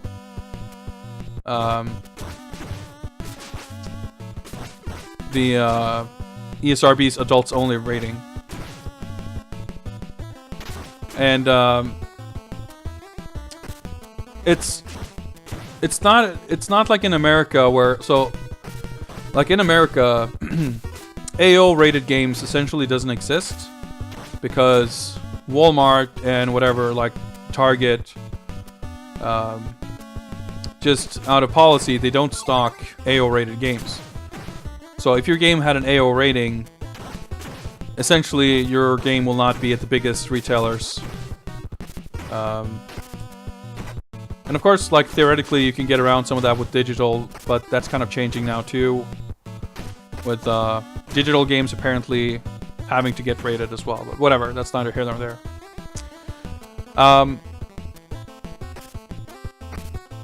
But the thing with Z-rated games in Japan is that they're similar in the sense that they cannot be sold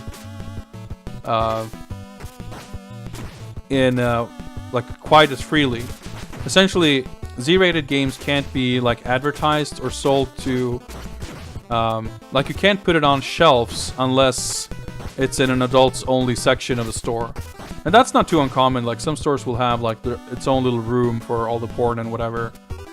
And they could put, in those areas where minors wouldn't be able to get in, they could put Z-rated games on shelves and whatever. But otherwise, you basically have to ask the clerk. So it's not uncommon to see like a video store or a game store like would have the adults room with all the porn and then a small shelf with Z-rated games and stuff like that. But they're still able to be sold, and it's not at all like the death sentence that it is in the West. Like if you get an AO rating, like obviously GTA is the kind of the most famous example, where because of the whole hot coffee thing, which was extremely stupid, the ESRB re-rated Vice City, or was it San Andreas? I forget which one. San Andreas, I think. And gave it an AO rating. So Rockstar had to put out a new version of the game without it. Well, Z is, it's not a one-to-one comparison. I think it's a fair comparison to AO because of all the special circumstances surrounding how you can sell the games. But it's also interesting to see what gives game Z rating, because graphic, like violence and gore, like gratuitous gore, pretty much is an instant Z rating. Even with the edits, like Dead Rising or Resident Evil 4, despite the no decapitations and stuff like that, those games are still Z rated in Japan. But despite like whether or not you have those graphical displays of gore, and like again, even the edited versions might get Z-rated. Any game where the player is a criminal or like perform criminal activities as kind of the main content in the game. Radio wave is being sent from this building. All right, thanks, Batman. Any game like that will pretty much also automatically get a Z rating. So GTA or Mafia or Godfather or any other sort of crime-based game will pretty much always have a Z rating. Like, playing as a criminal, playing as someone who commits violence to innocent bystanders,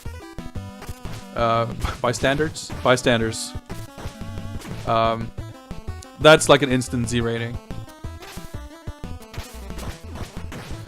Worst level ever, gotta watch out here. Okay, thanks for the heads up, we'll see what happens.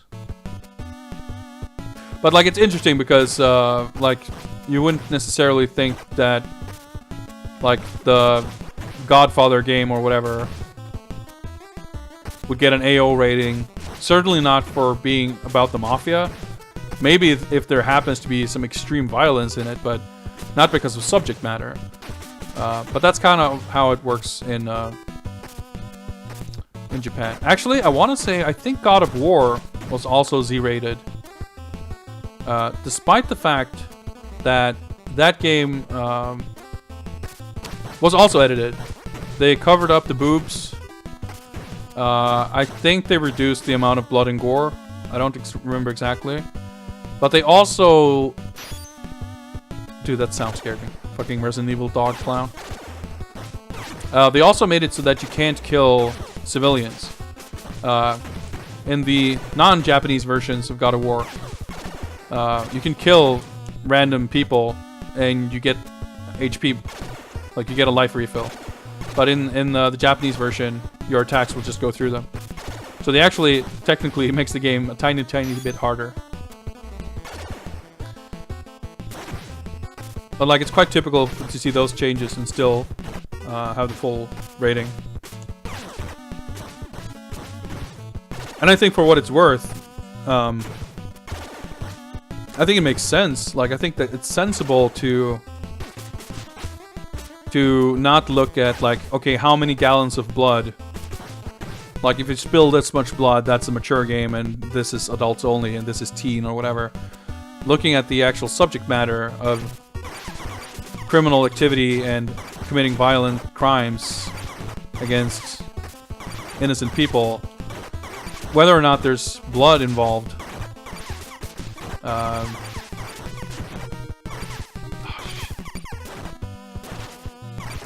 I feel like that's something that you might want to, like, limit access to.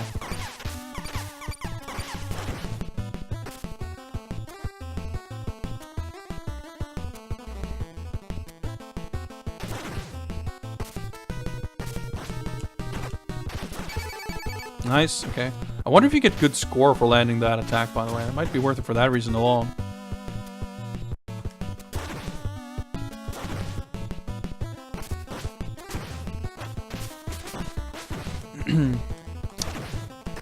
Yeah, the video nasties. That's an interesting piece of history.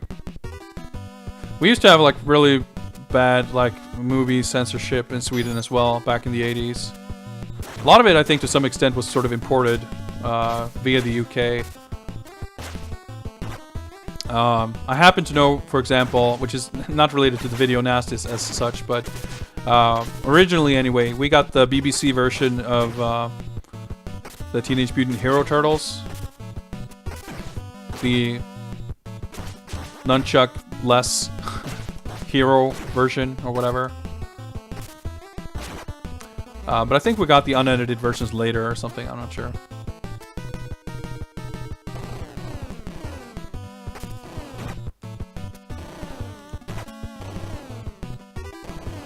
Yeah, I think the Texas Chainsaw Massacre was actually banned in Sweden. There's something like that.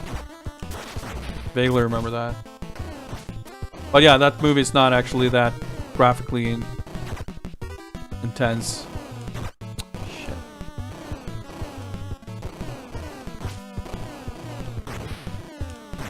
Nice. Okay. Yeah, Fantastic Planet. I do agree. Like, is that it? Okay. Penguin armies, duck vehicle. Oh shit.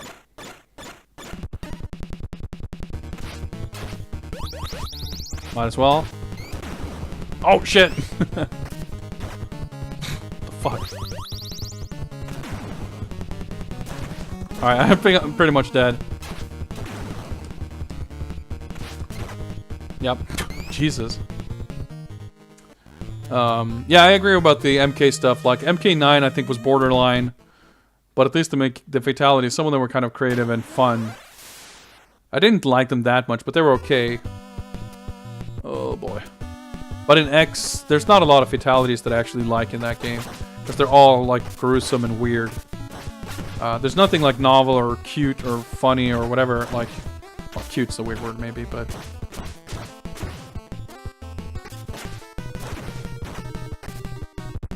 Like, I think the brutalities in MKX do such a way better job of being like, whoa, holy shit, the shock of it coming out of nowhere, as opposed to there being this stage presentation of like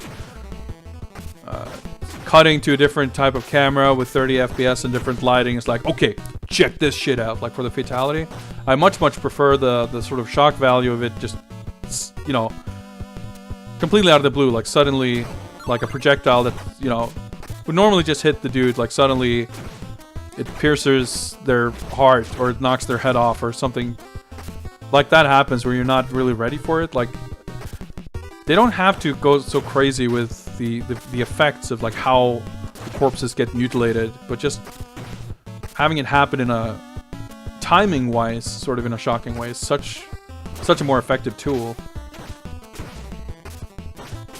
But meanwhile, there's like fucking dumbass Mortal Kombat nerds who are like, oh, brutalities suck. I wish they would have done the brutalities like in Trilogy, where it's just a long-ass combo where the dude explodes. That was way cooler.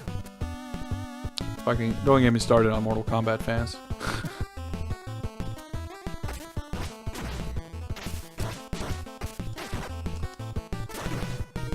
YouTube fodder, yeah. On that note though, fucking E3 in a few months. MK11 announcement. That's gonna be exciting.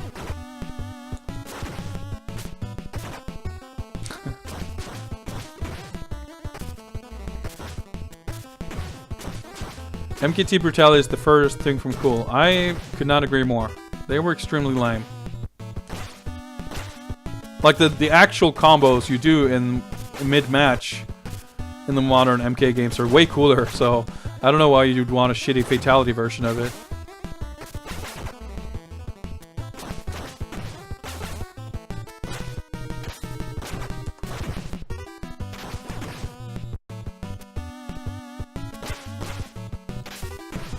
Okay. I mean, if they have that as an extra bonus thing, like, sure, it would make me chuckle. Why not? Like, with the current animations, like, what they would animate something like that in, like, kind of in the style of a KI Ultra Combo or something, it would be amusing to see, sure. Again, given that I don't really like the current fatalities, something like that wouldn't really be worse. But I just find the notion of, like, the MKX brutality system somehow sullying the good name of the traditional MK brutality, like, that's just ridiculous.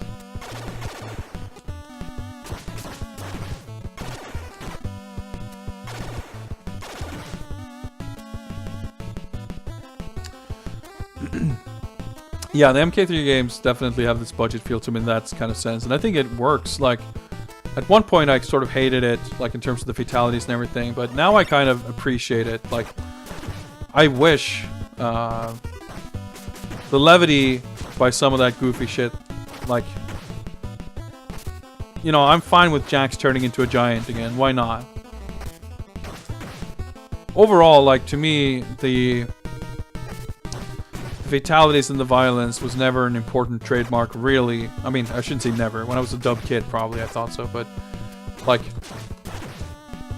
you can make an awesome Mortal Kombat game.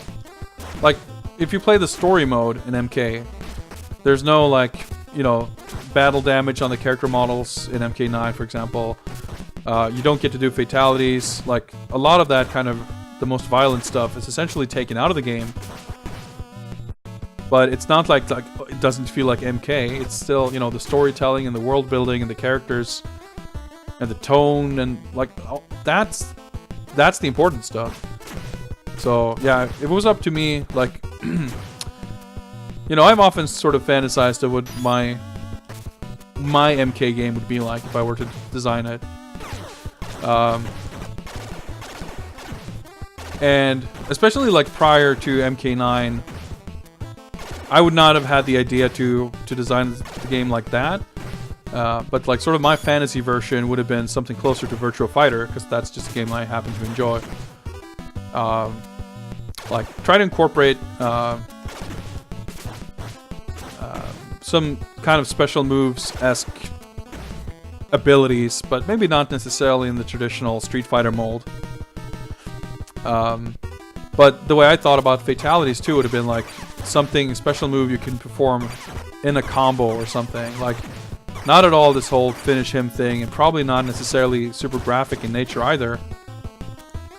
But I know that wouldn't fly with a lot of fans. But like, looking at what they've done now with the fighting engine and the brutalities and stuff, like if MK11 didn't have fatalities, but focused, like, double down on the brutality system instead, I would think that's a huge improvement. But unfortunately, I'm sure I'm completely alone in that. I mean, I'm fairly sure that most guys on the development team would disagree, so already there. I mean, let alone the fans. You might end up with time kills. I'm not saying you should be able to kill someone in the middle of a round. Just that, like I think they had the right idea in Killer Instinct, where the first game had basically completely just like MK, but in the sequel, to perform the finishing move, it works just like the Ultra Combo. It's something you trigger right when they're about to die. And it's kind of like that in the new game too, where they've added the ultimates. Like, there are no mercies, as they were called, but there are ultimates, which is doing a no mercy in a combo.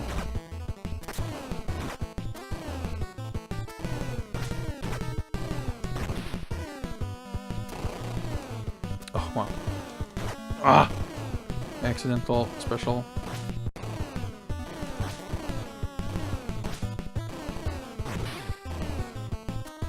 Sorry, I gotta focus a little bit on this. There we go.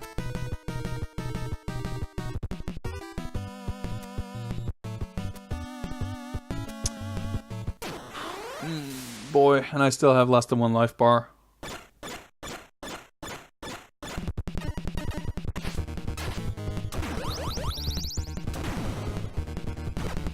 How do I avoid the hat? Do I block? What do I do?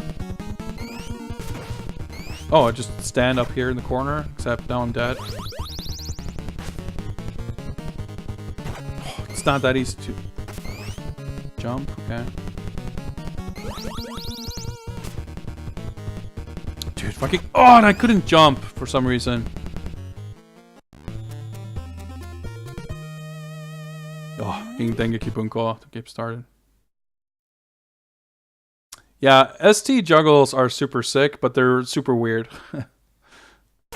But yes, I agree. I think there's, even in the new game, like, I think the new MK is like, it's remarkable how much of the good stuff from the old games they managed to keep. Like having characters, even with brand new sort of movesets, still feel faithful to, you know, MK2 or UMK3 or whatever. And having the juggles feel similar, but actually making sense from a game balance and game design point of view. Like, it's really impressive, I think. This section is hard toward the end. Yeah. Yep. Okay. Well, we'll see. We do have a bunch of passwords if we can't make it through here. This is stage 5, yeah? So the stage 6 is the final stage, apparently, according to the password stuff. Yeah, the music, I'm gonna find the soundtrack and add it to my Batman playlist for sure. It's a good soundtrack.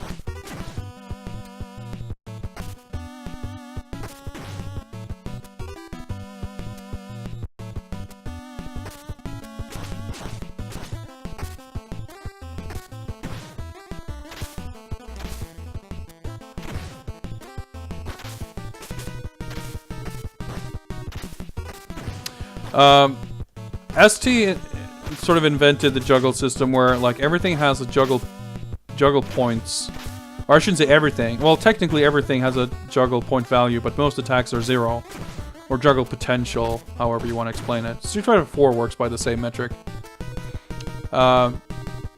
Same metric, same system.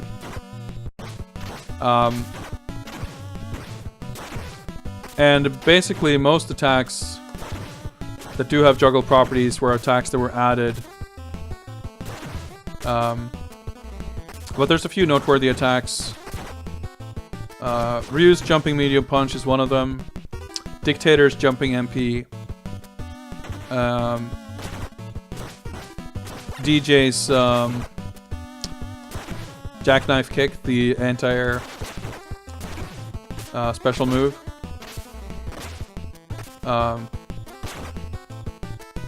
I think Chun-Li's Tenshokaku, the rising anti-air special move, also has juggle potential.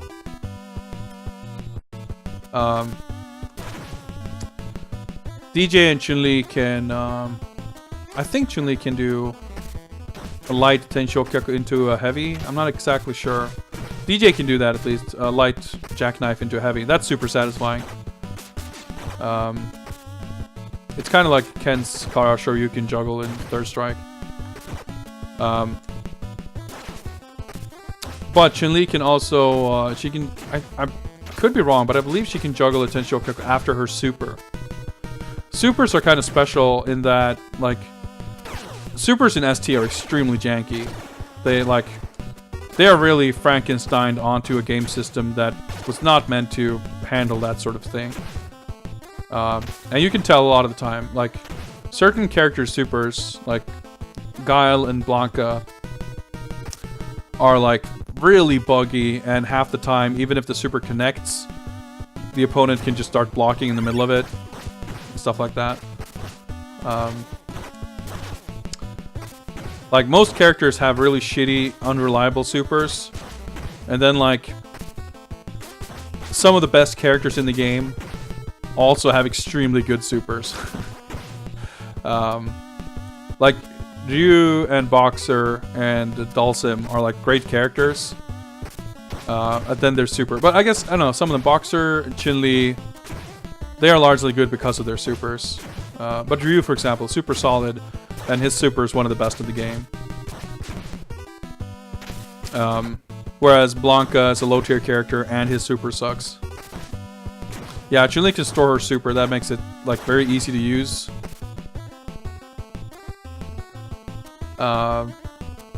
She can go through fireballs with it and stuff like that. But so one of the weird things about the supers, and that's, I wouldn't be surprised if that's where the juggle system came from, but like the supers sort of doesn't obey the juggle rules. They sort of can hit out of everything. Yeah, Ryu's super is like completely safe. Obviously it's a, you know, full screen range with the fireball. He can use it. He can force chip damage on opponents' wake up.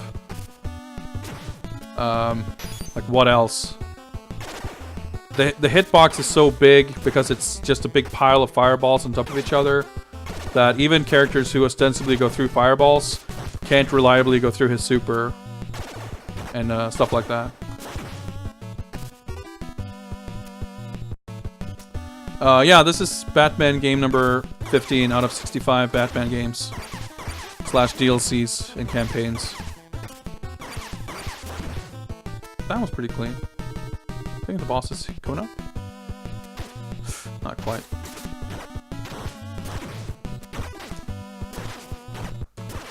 Wow, okay, well. Shouldn't have celebrated that early. Well, not in one stream, but yes, I will play all of them. That's the idea. Nice! Got another life bar. That was well needed.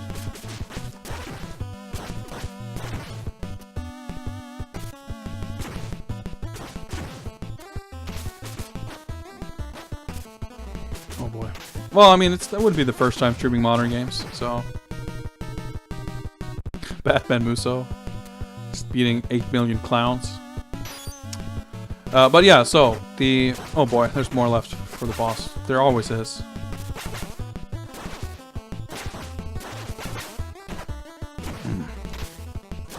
Dude, she's still alive?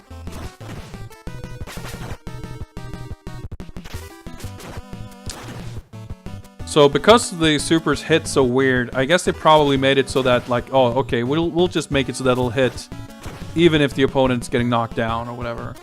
And then they kind of added that property to other moves. Oh boy, I'm not even fucking gonna make it to the boss this time, am I? Stage 2 all over again. It's like, oh, I think I'm at the boss. And it's like, nope.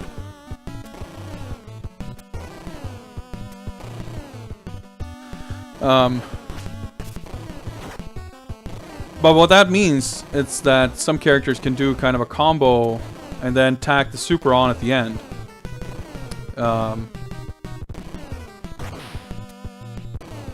And effectively kind of hit confirm into the super in a kind of a wild way. And Dictator is a good example of that. Because he can do, like, that is maybe one of the most satisfying combos in all of ST. Oh boy.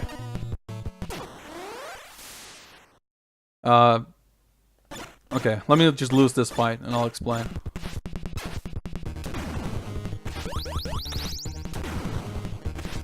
Ah, I tried to jump, I was stuck in the animation for too long. Okay, I think I'm gonna actually enter another password.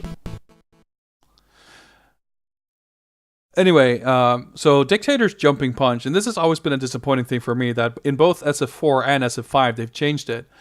But in ST, his crouching, I mean, I don't think I can really show it very well, but in ST, Dictator's jumping punch, he's like, it's all crouched up into a little ball, and then he does this little jab, he just sticks out his hand, and he has basically a target combo where you can do jump MP MP, where he did like punches like this with this like left and then right hand, and that will combo, kind of like how Ryu's like jumping, like 2-hit jumping MP, both hits will connect. So what you can do with Ryu, for example, if you in kind of awkward situations, you might happen to in like an air-to-air situation or something, you can hit with one hit of your jumping MP, land, jump again, do another jump MP, and land one more hit. But that's kind of situational and weird with Ryu because it's just one attack and you would normally get both hits. But with Dictator, you can kind of control it because it's a second button press to do the second punch. Move to the upper left to avoid the slam and jump kick over the orb. Yeah, that's kind of what I tried. I'm not sure. Okay, so let me just see. I could use a password. Fuck it. I'll just continue and I can talk about ST. Because Dictator can sort of control that a little easier than, say, Ryu. It means that he can jump up, do one punch, land, jump again and do a second punch, and then juggle with his super. So that's kind of like how you would typically land his super.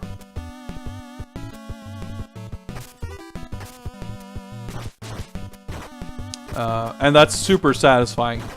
Like, you do this little crouching jab in the air, and unlike most air-to-airs, it doesn't reset the opponent. They don't flip out and land on their feet. It's a knockdown. But then you jump up at them again, do a second punch, land, and then do your super and have them land on that. Like, it's super sick. Final boss is harder. Yeah, okay. They should try to be more liberal. I mean, I've tried, but I'll try even more to be more liberal with the special attack. It does seem to do real good damage, which is good. Like, because again, even like sacrificing one little pip of health there, it's not that big a deal. And like, maybe the guy could have hit me, and if that case, I would have been better off. Need to master the slide kick. Oh, okay, well. Alright, that was pretty good. That's what I tried to do, but oh well.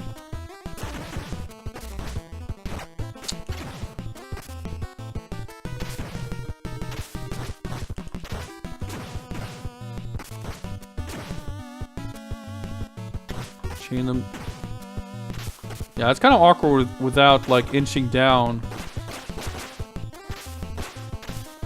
Helps if you have a turbo button. Okay, yeah, I guess. I mean, obviously, I could map a turbo button. I'm an emulator, but I don't want to do that unless I feel like I really have to. I did it with Dynamite Batman, and I'm not going to feel guilty for that, because that, holy shit, that was crazy.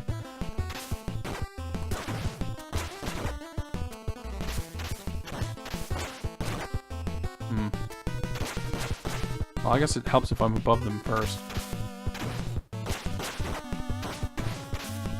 You mean kind of like that? Play fairly, use a shitty control. Dude, I am. I'm using this fucking fake NES controller thing. My fingers are like, oh boy. Getting cuts.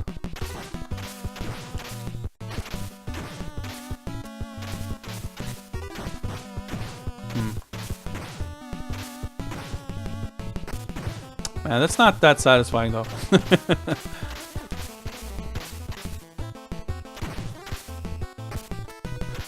Well, this is retro bit. That's pretty much the modern incarnation of Mad Catz.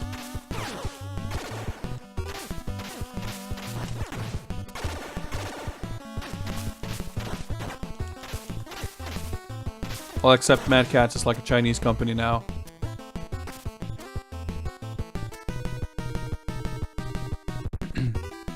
I was a little bummed out. I actually ordered another Retrobit controller. Basically the same thing as this, but the Super Nintendo equivalent. To use for Super Nintendo emulated games. But it was out of stock, so I wasn't able to get it in time for this weekend. I wanted to have it tomorrow when I'm doing a bunch of Super Nintendo Fist of the North Star games. But I'll have to make do with the PlayStation controller. Hopefully, I'll get it at least before I do more Super Nintendo Batman games. The very next game on the list is Batman Returns on Super Nintendo, but I actually have the cartridge for that, so that'll be no problem. I mean, not that it's that much of an issue to play on a different controller, but I like having a slightly more authentic feel.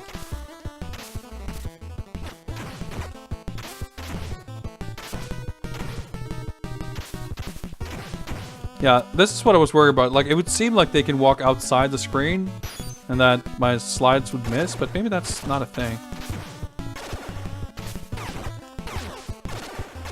Hey, Habs, what's up? Honestly, I can't wait for Batman Forever either. I have a weird fondness from that game from my childhood. And honestly, frankly, I would really love to like be able to play that game well and beat it. Sadly, I don't really think realistically that's gonna happen. Maybe if I like study speedruns, I could learn some important tricks, but from my experience, I remember that game being extremely difficult. Well, the 16-bit console game. That's the one I was talking about, and I assume that's the one App's meant to. Given his typical regimen of Super Nintendo games.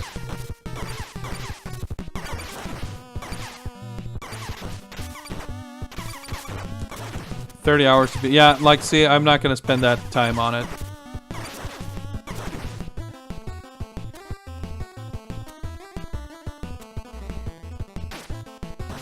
Granted, I probably spent close to that back in the day, but it's not like I've retained all that knowledge. But I mean, some stuff, but not like reliable strats for everything. And I just remember the circus stage being super bullshit with the timer and the bomb and everything, and fucking Big Riddler at the end killing you in one hit and shit. Like, boy, that game gets stupid. I still kind of love it, but I mean, it's no Mortal Kombat mythologies.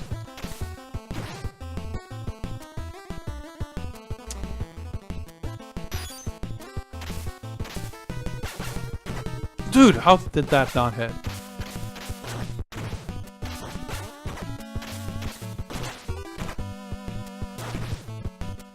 Yeah, she actually does avoid it. Interesting. You beat the stage and game over, the game doesn't reset the timer. Yeah, that's a great feature. Ah, the slide is kind of killing my fingers, though. Well, it's weird. It's not that I have to mash, but it's just like I don't know, I'm holding... It's a fucking NES controller. Of course my hand's gonna hurt.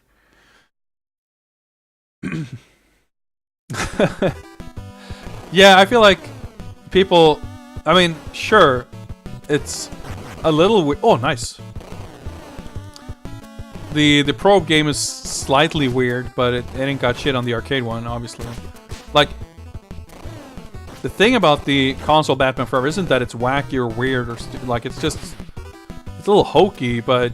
I mean, fucking... It was 1995, the year of Mortal Kombat. Like, MK was huge. And the guys making the game had experience doing like MK ports and stuff. It's not that wacky an idea.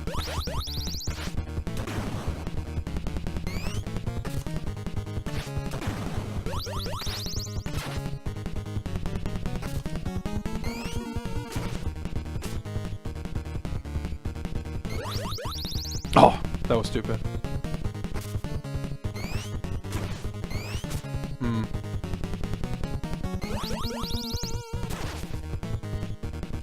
Ah! The jump didn't work. What the fuck? Okay. What the fuck do I do now?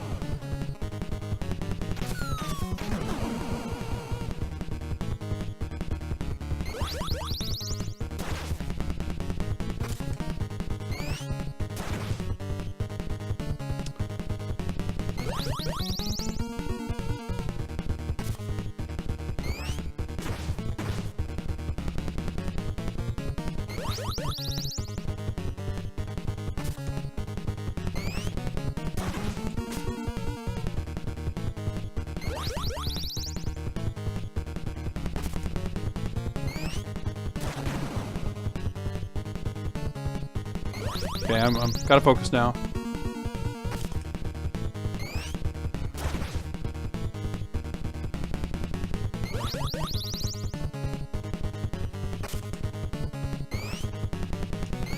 Okay, well.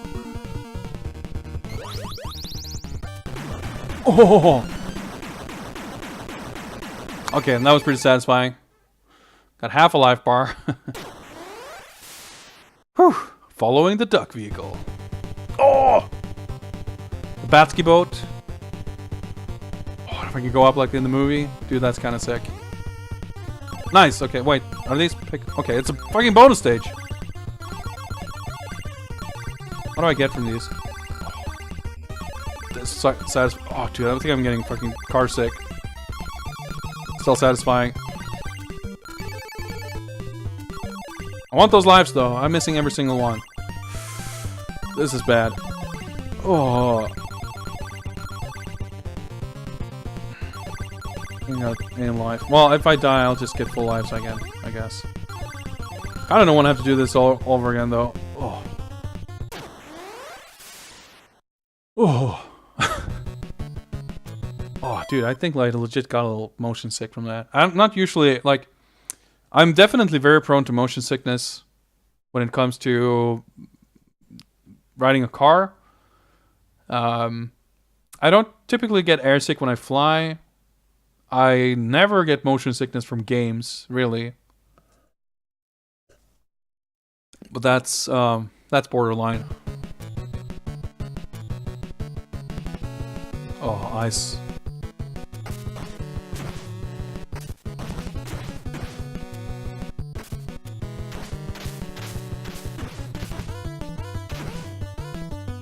Dude, these are some hot-ass jams, though. Legit. Oh, let's not waste those.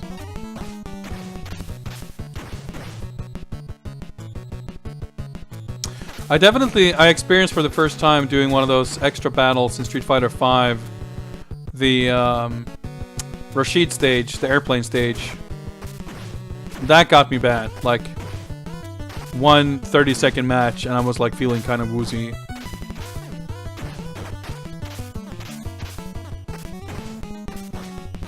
And in this example right here, it wasn't that it's scrolling too quickly. It's like the fast scrolling combined with having to really focus your attention, trying to find the items and shit.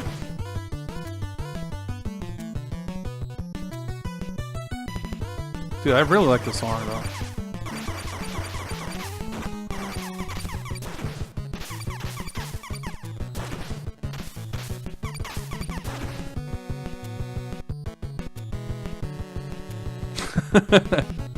Chain dive? What's that? I mean, I guess I won't look it up, but...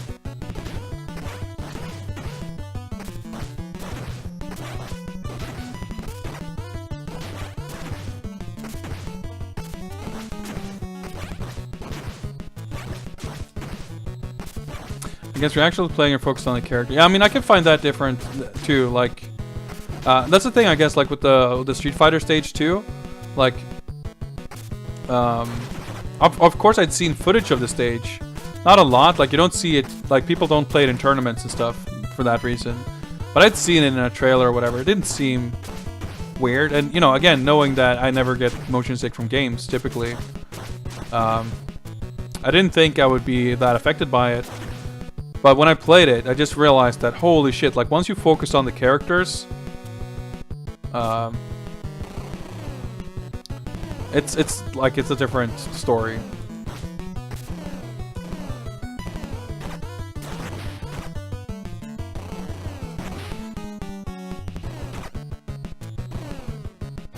But I definitely like, ooh, I feel something, my stomach is feeling a little uneasy. It's not a good feeling.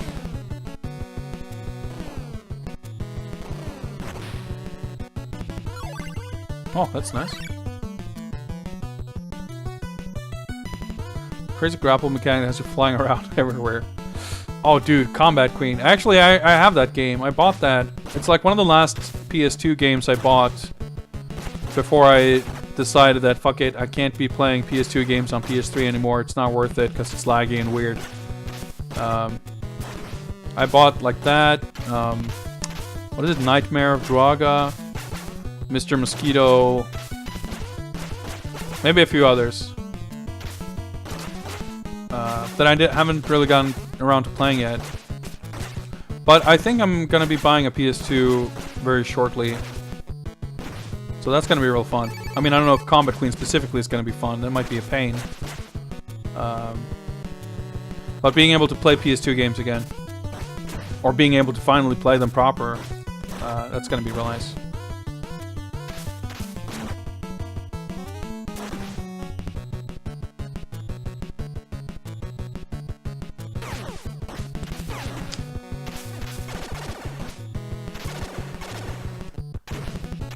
Ah.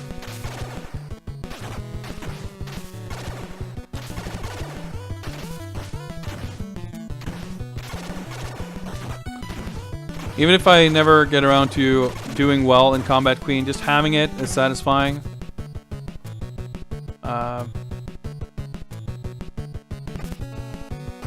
Cause I got it, it came with this like booklet or whatever, it's pretty cool. You know, you'd be surprised, Nasty, by the way. Because I thought you would be able to buy new ones pretty cheap. But you can't do that anymore, unfortunately. And getting a Japanese one, it's not that difficult, but it's like, basically, it's roughly 100 euros. Which, obviously, is not, like, an absurd amount of money, but, like, I would expect it to be less. Yeah, but the thing is, I don't want a PAL PS2.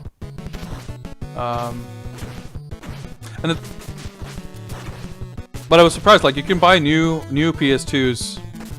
I looked at Amazon and stuff in Japan, and they're like 150 bucks. Which I was a little surprised by. I mean, yeah, and even if you can mod it... I mean, I have a modded PS2, it's just, I guess the laser's dead. It doesn't play discs anyway. And it's the first slim model. Maybe I can do some USB shit, like it's... Yes, I'm well aware. I mean, I live in Europe. Getting a PAL, like a non-modded PS2, that was never an option.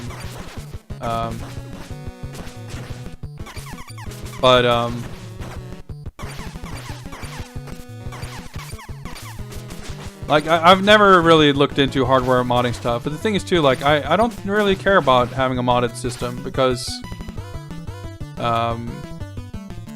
I just want to play my Japanese retail games anyway.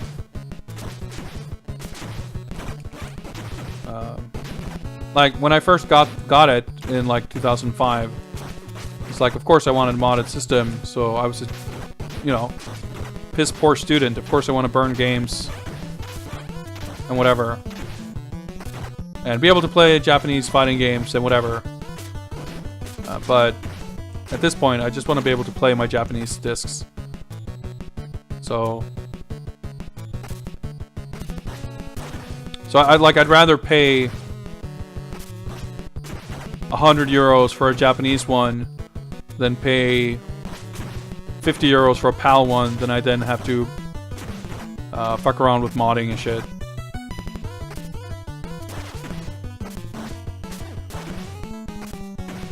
Like, once I have it, maybe I'll look into modding, but we'll see. Yeah, the test kit, like, that would be... I would love a test PS2. Technically, maybe I could get a PSP test kit from my job, but... Technically, I'm not sure if we own them or if we're still, like, borrowing them from Sony. PSP test kits are kind of, or dev kits are kind of hilarious though. They're like basically the size of a tower PC.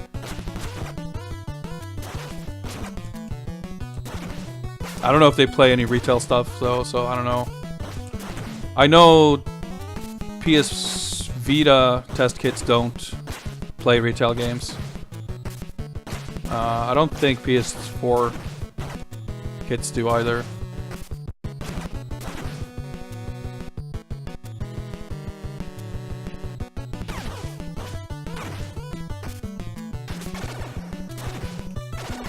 Property of Activision, yeah.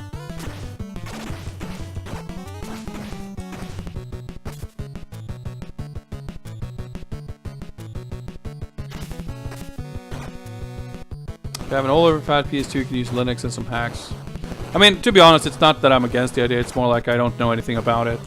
And it's not really a concern. Like I said, if I get it and look into it and turns out I can do cool stuff. Like, I dug out my Xbox from storage and soft modded that, which ended up being considerably simpler these days than back in the day.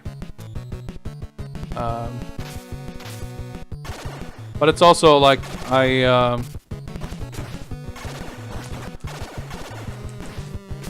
the Xbox is kind of one thing because I don't really care that much. But I think I would prefer probably to not have a PS2 that can play pirated stuff, because just historically, as far as collecting goes, whenever I've had the ability to just play whatever I want, it's too easy to rob myself of the joy of buying games and exploring and discovering stuff that way. And if you just have access to everything, it's far easier to like just dismiss everything and not enjoy it. Or, I mean, for me anyway. That's just how it's usually been. Oh, that's good timing.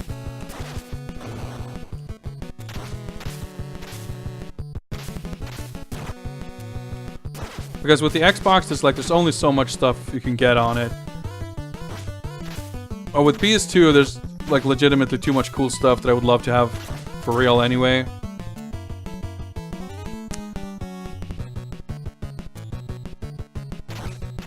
So, not to say I have anything morally against it or have any issues with getting tips or information in chat. I don't mind that. Yeah, Jinkinator, I feel the same way like about those kind of things. Oh, dude, this looks pretty good.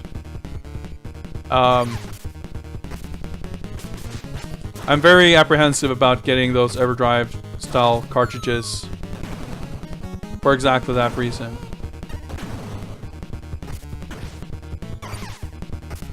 Because I know that like I wouldn't be able to, I wouldn't trust myself with it basically. It's kind of cool using the, oh shit.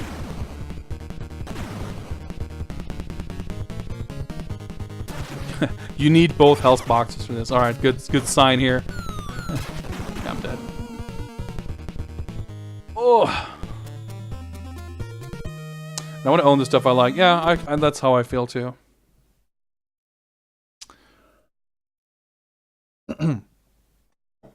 Okay, so I can give this one more shot just to see how well I can do here. But we've at least made it through every stage, so I'm not gonna feel bad. I'm not gonna feel too bad about just using the passwords that'll take me to the final boss to see all the different endings at this point.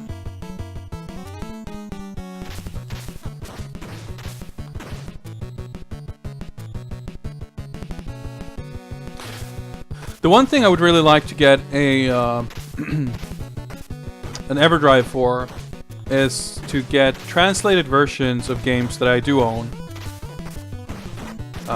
Actually working on translating games is something I would really like to do as well, get into. There's a couple of Mega Drive games that I have that either I know have a translation, like King Colossus, probably some other stuff. And there's games I would be interested in working on translation for if it would ever come to that, like the Hybrid Front and what's it called? The Ninja strategy game that I always forget the name of. And as far as streaming, like I can basically play. My Japanese is decent enough that I can play those games for my own sake and roughly follow along. But when I have to, if I'm playing it on stream, I can do my best and try to translate what's going on. But there's a big difference between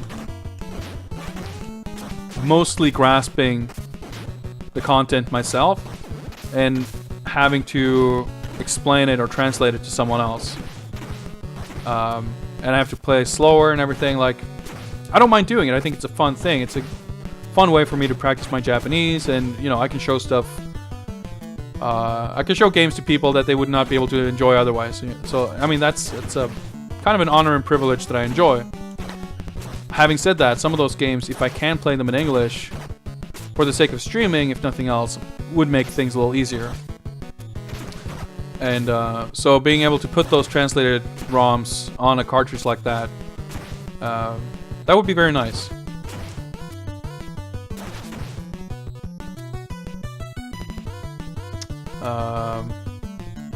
Ninja Burai Densetsu was the name. There we go. Oh shit.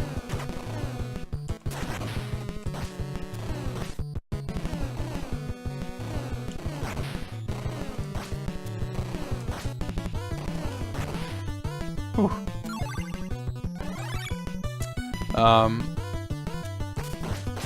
Or like I don't know, certain ROM hacks and stuff. But I was still like, I would kind of prefer to get my own custom cartridges for stuff like that.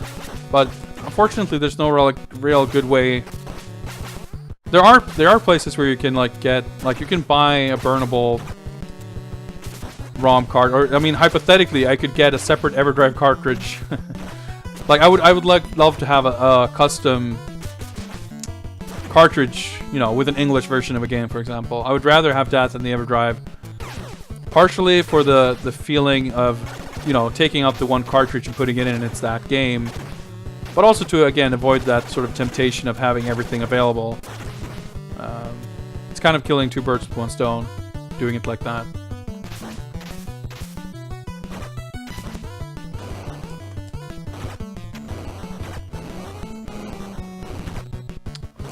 This is not going well.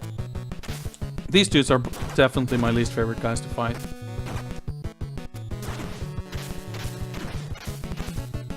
Interesting you mentioned Yakuza, because that's a game I would have imagined. I never really tried to play any of the Japanese ones. I have three in Kenzan in Japanese, and I want to try to play those at some point. I did play the first like hour of Kenzan, but I would always like picture those games as games I would struggle with. I mean, I could probably beat them, but I would feel like I lose too much. There's a lot of like jargon and jargon, I guess you pronounce it. There's like,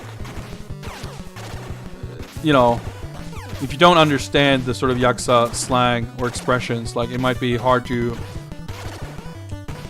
understand more than a very general gist. And some games are like that. Like, I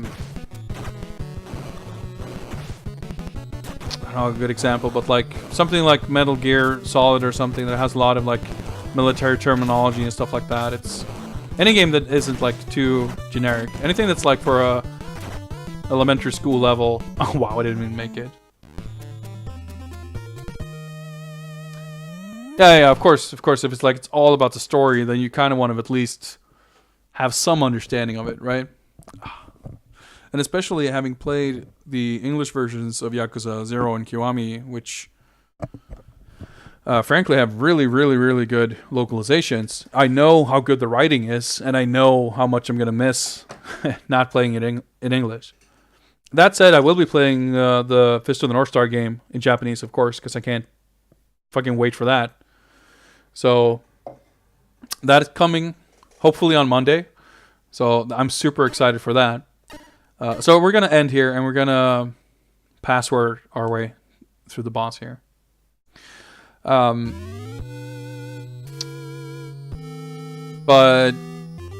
after that, I'm torn, because I also want to play all the other Yakuza games now, and I'm getting 6 in a month. But wait, what? I'm not ending the stream. I'm game overing, because we're gonna password. But hey, thanks to you guys too. Let's see here. So let's do the endings in order. Going from worst to best. So not invulnerable. Actually, do we want to be invincible? Yes, I can password to the final boss. Yeah, okay, thanks for watching, but don't leave. Okay. Yeah, there are 4 endings depending on how much you die. Let's do it with invulnerability the first time here, and we'll see. Okay, no, okay, never mind. Actually, I guess it's not to the last boss. So we're gonna do it with the invincibility. X 3 Z X star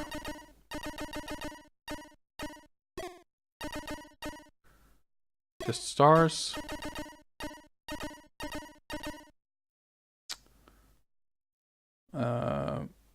Y star, okay.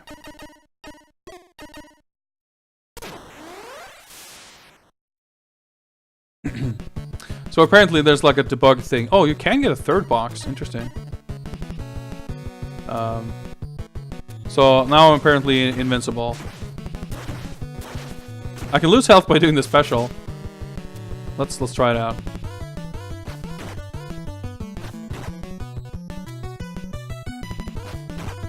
Feels pretty good.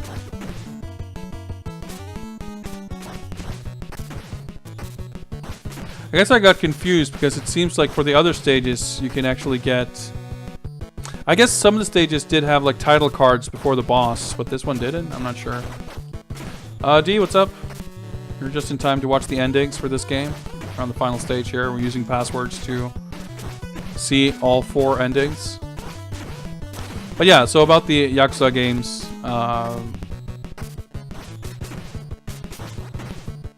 I'm playing the Hokuto game right now, and I'm getting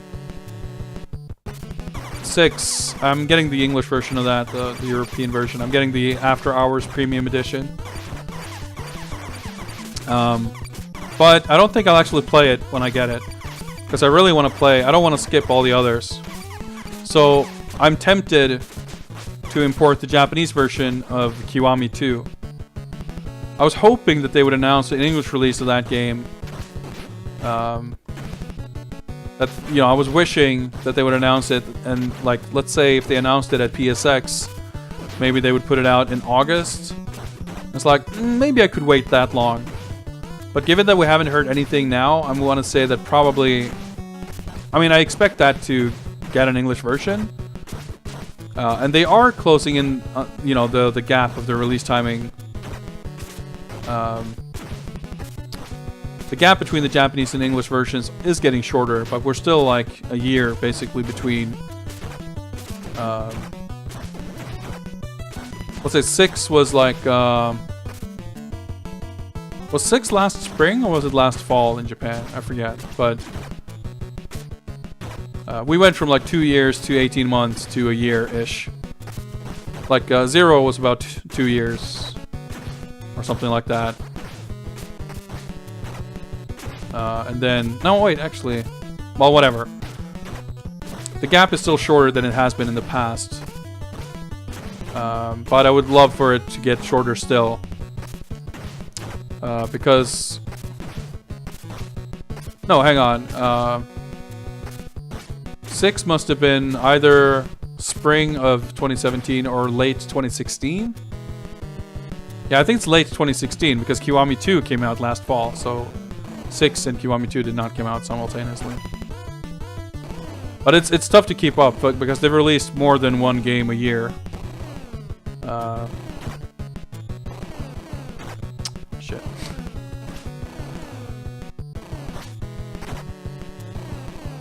Ah.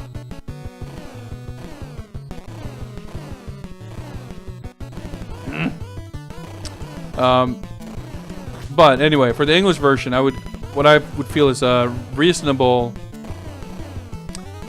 time frame is maybe to announce Kiwami 2 at E3 for a fall release, like holiday release. But fuck if I'm gonna wait that long to play it. So I think probably I'll get the Japanese version of that and try my best to follow it. And then probably I would buy the English version too, just to support it. And after that, I have the Japanese version of 3. I want to play Kenzan and Ishin as well. The Japan-only, like, historical ones. But I think I would probably prioritize replaying, or not replaying, but playing the mainline games. So I can finally play 6. And then maybe go back to Kenzan and Ishin. I don't know, we'll see. But since I have the Japanese version of 3, I guess I don't need to re-buy that, especially given that the English version is lacking some extra content and stuff. Yeah, and historical games can get really bad with playing them in Japanese too, because they always use like old Japanese and stuff. At least the Yakuza game is like friendly enough to let you select a more readable font. But I have like the Japanese version of Way of the Samurai, the first game, and it's like there's no voice, it's only text, and the text is like everyone is speaking ye olde Japanese in like a super hard to read medieval font. So it's like that. It's really hard to play. Just for that, it's kind of dumb. I should give that one a shot one of these days, though. I played it once for like 10 minutes, 10 years ago. Yeah, the font thing isn't only in Kenzan. They've done that in all the games, I think. But it's more kind of prevalent there. Because I think the default font is a little more flowery, old-fashioned.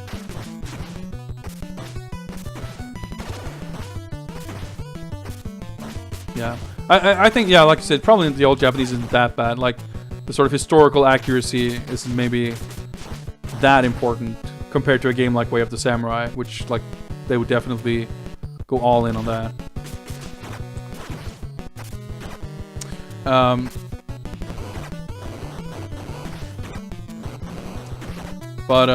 What was I gonna say? I want to play those games and I want to figure it out. But I think, like, Kiwami 2, I can probably... We'll see. But I have a sneaking suspicion that I'll want to get the Japanese version. But it depends. Like, after I have the Fist of the North Star game to tide me over for a while, then I have more Batman games. Maybe I'll start to play Monster Hunter one of these days. I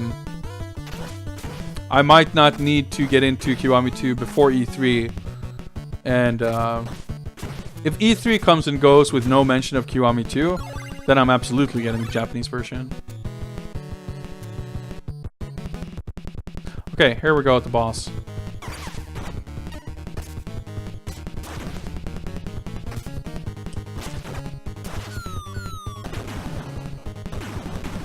Dude, how did I miss him completely?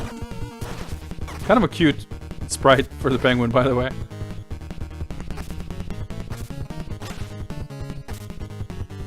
Yeah, the trouble with that old stuff, like, it's the reading speed and stuff, and that's an issue in Way of the Samurai, where text boxes, like, the game doesn't pause for the text, so they're only on screen for a limited time. That's an issue. Alright, he's taking damage.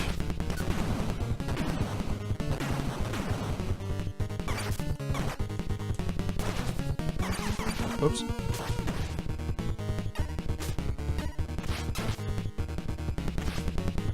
Might as well use them. I don't know why this is so damn hard to hit with now.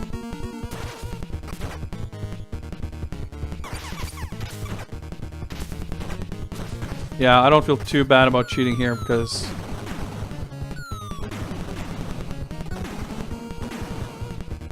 this would be pretty tricky.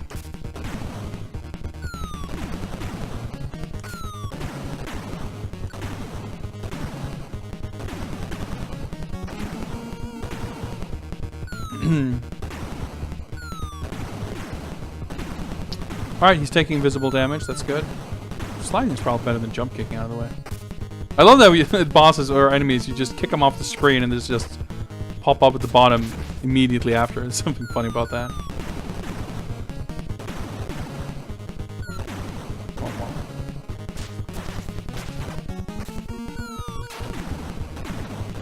I would say this is probably among the better penguin boss fights so far in these various games. I mean, it's kind of bullshit and kind of impossible, but...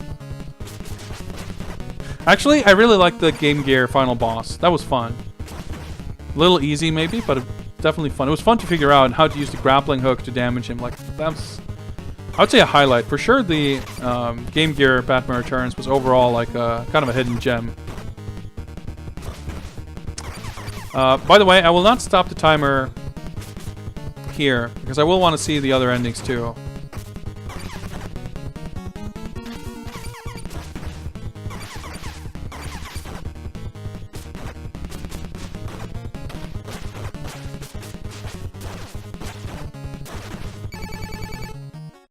Alright.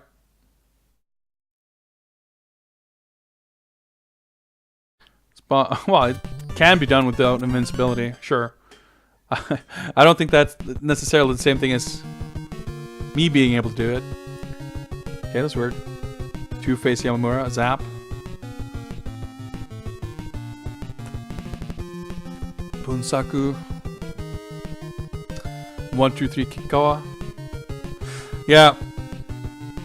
Sorry about you guys with epilepsy, I guess.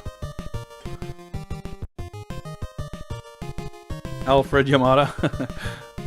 It's pretty sick, all these Batman nicknames. Mozart Kinoshita.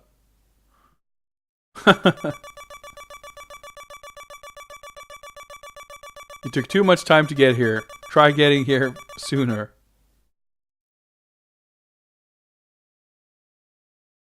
Wow. The end. You know, a lot of practice. I think I took a few months to actually beat this. Yeah, sounds about right. And sadly, not cool. I can press A to make him animate.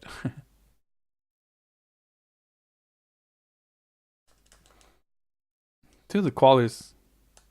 Oh, I can press B to make him blink. Press A to make him yap. It's kind of sick. Okay, I guess I have to reset. Yep, okay. What's the reset button? Wait. There we go. Okay, so that was the worst ending. Let's do we want to do all 4? This might take a while. Bad ending, 6-2... Wait, 6... No, wait.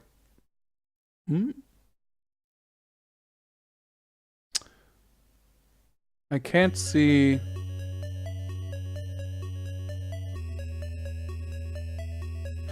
Okay, there's no actual password for the bad ending 6-2, and I don't really feel like doing the entirety of stage 6. There's a bad ending 6-1 password. So, I guess we'll skip the bad ending. And we'll move on to the good ending. So there's good and best left.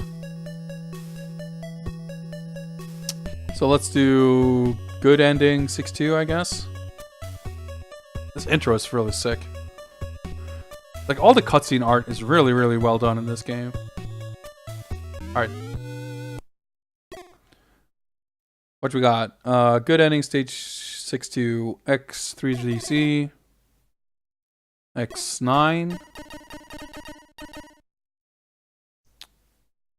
star 7, 72.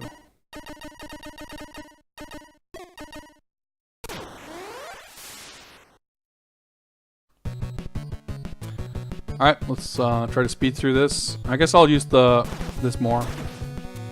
Be a little faster. Like, I still get life back. It would be hard to die from... Well, technically, I guess I can't even die, because even if I have 0 health left, nothing else is going to hurt me, and I can still do this attack. I don't know why I was scared to do this before. Oh, both on the same side. That's a little unusual.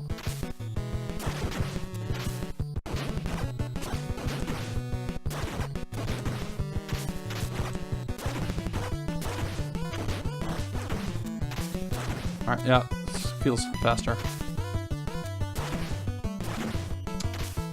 Not the worst. Having to listen to this song again. Definitely pretty damn good. That is the first life bar. We're gonna get some health back here, I guess.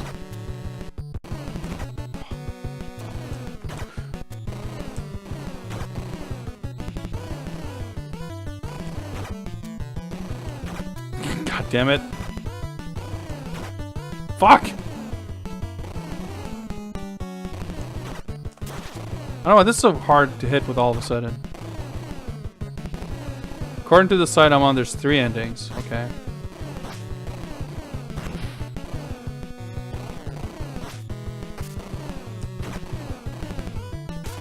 Depends on time taking. Yeah, the game FAQs page explains it. Like, there's a counter,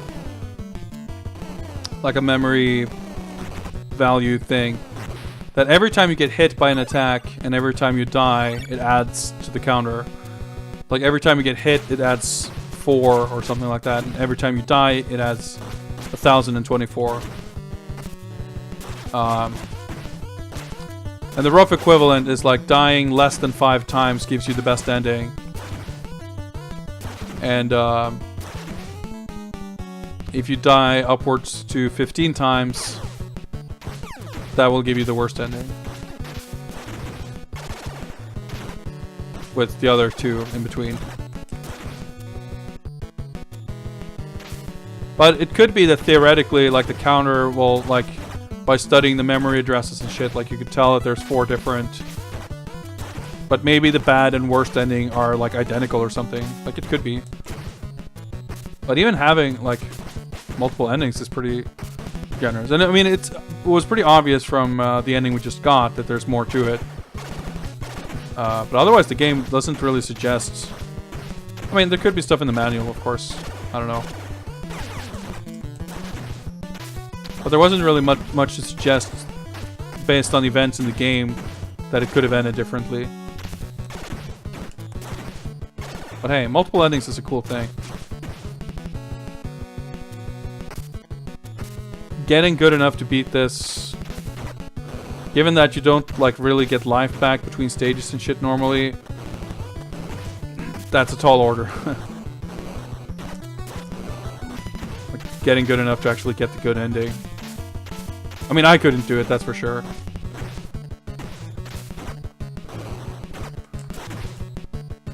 I talked to Sharpie a little bit before about like the Mega CD game, and like beating that legit. And I think that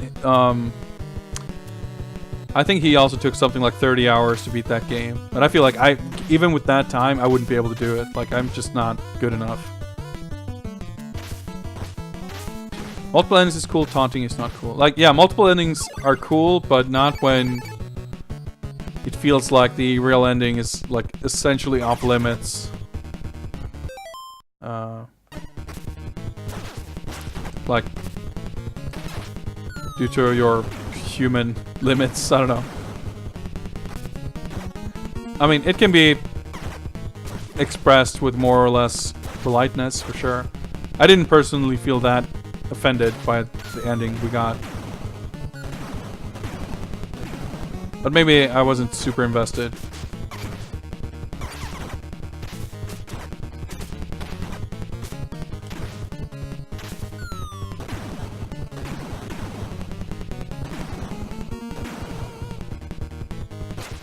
Slide seems pretty good. Well, depends on his pattern, I guess.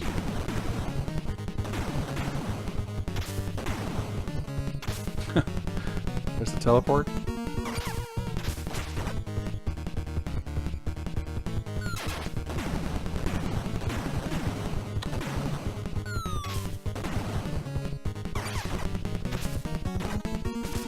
Ah! I don't like that getting, like, it's the same with all of the projectile characters. Like, the projectile hitbox is just way too big. Like, even if you are clearly, like, clear of them, jumping above them, you still get hit. That kind of shit gets annoying. Especially the way knockback works. You fly back across the entire screen.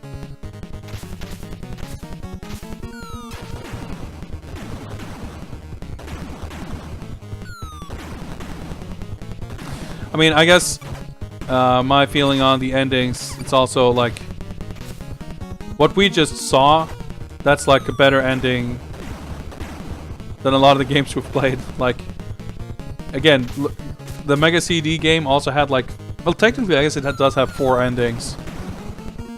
Because the driving game has 1 ending, the full game has 1 ending, and if you play only platform stages, like the cartridge version basically, that also has essentially 2 endings, whether or not you beat Catwoman at the end. But they were all like 2 seconds long and garbage, so like what difference does it make? Like the continue screen on the driving game is you see the car driving out of the Batcave, and like the game over, or the ending was driving into the Batcave. Oh, look at this though. This is pretty sick. That looks creepy.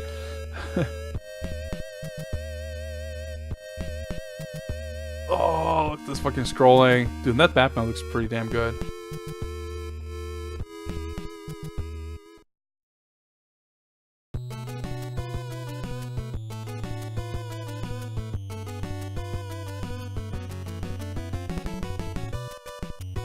Dude, listen to this hot jam though.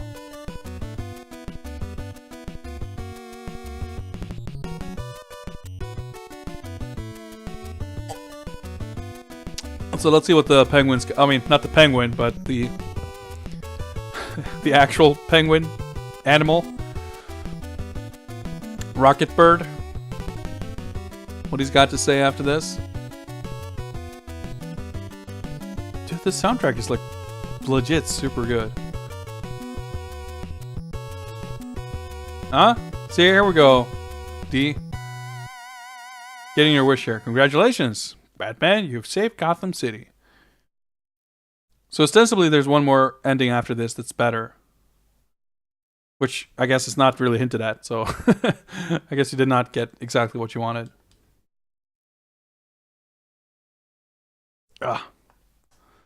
But I like games where you get like... I'm thinking again of Streets of Rage 3, even though there's a lot of bullshit about that game, the English version. Where you get like half of a cutscene and then it turns out that Mr. X is watching what's happening on some projector or whatever and it says the end question mark. Like that kind of shit is pretty cool. It's better than like the... What was it called? Training, or like the easier difficulty on Batman Returns CD, where the game just ends after 2 stages and then like, well, alright, you did pretty well. Maybe you're ready for the real game. And it's like, oh, it was already impossible. You have to play on a harder difficulty. Okay, let's do best ending. Stage 6-2. You guys ready for this? X33Z, I think it was. X33Z. X1. Why is there a D between X and Y? What was it? X... Actually, I should just highlight this, I guess, shouldn't I? X1. Star 1. Oh, yeah, okay, never mind. Star 1. Star 1. 21. Best ending. Okay. All right, here we go.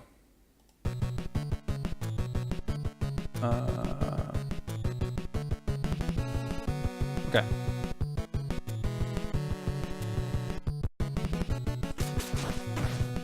Why is there a star? I don't know. Why not?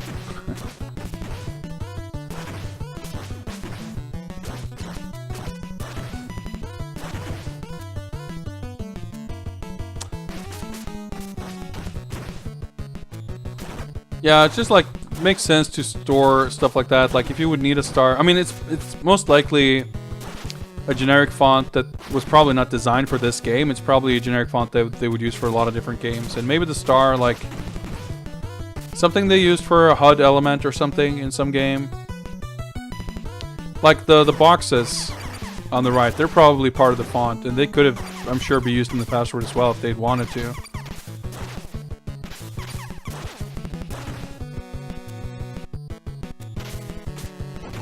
I mean, I'm sure no one sat down and was like, okay guys, we're gonna make this Batman game.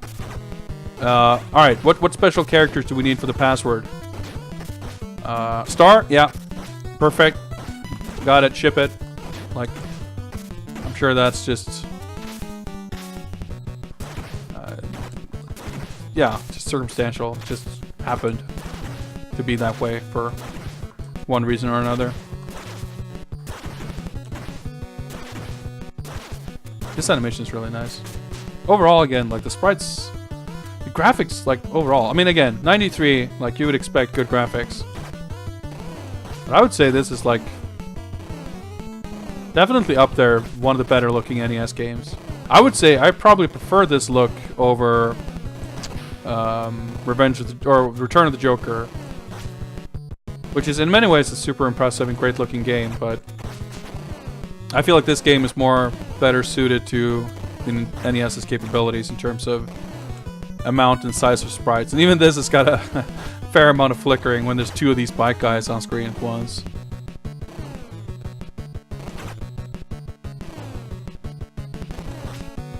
But like the backgrounds and the cutscene art and everything, like all the movie characters and the cutscenes, like the likenesses are really good, and like the detail, like I don't know, I'm just really impressed with the graphics. It's funny that like several of the Batman games, I mean, even the first Batman game, the tile sets and the use of the color black and the palettes and everything, like it's a remarkable looking game. Especially for being, well, it's not an early Famicom game by any means, but it's like an 89 game. By 91, 92, you would expect maybe that kind of graphical sophistication, but not necessarily in 89. I mean, this doesn't have that excuse, so to speak, but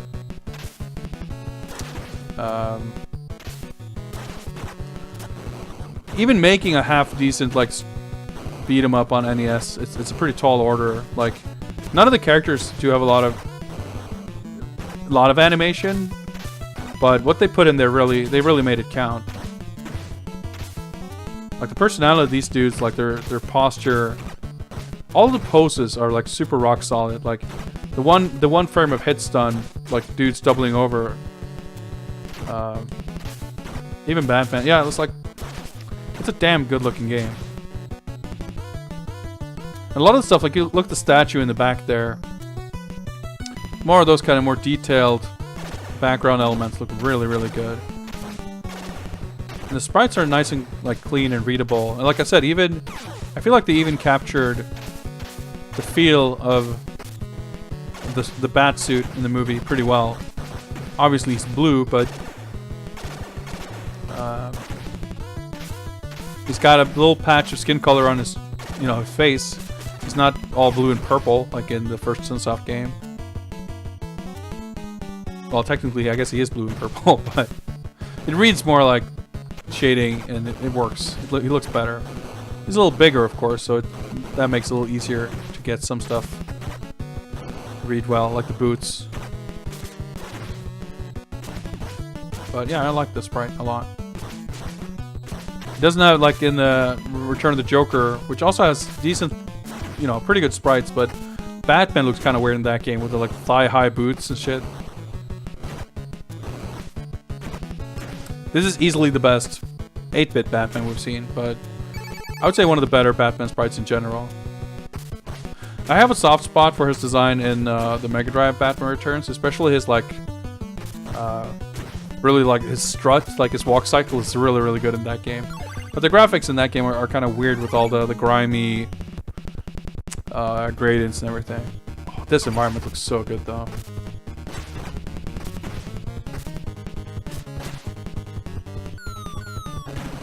Penguin sprite's super good too. Like he looks so. On the one hand, he looks super accurate to the movie, but he also kind of has this cute, vaguely anime look to him. Like you would never see that penguin sprite in a Western game. He looks Japanese as fuck, in the best way possible.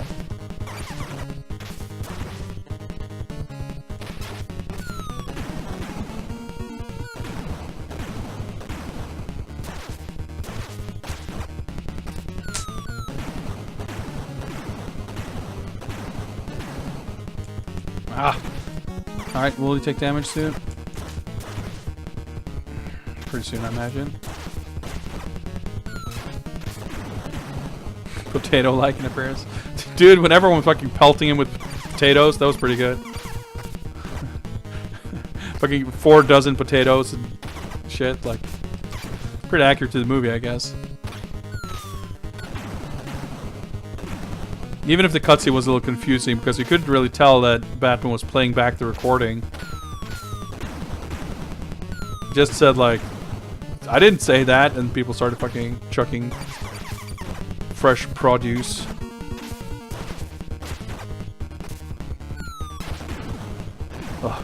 Alright, good thing this is almost over and I'm running out of patience here. Dude, shit, I just realized how late it is. I did not mean to stream this long.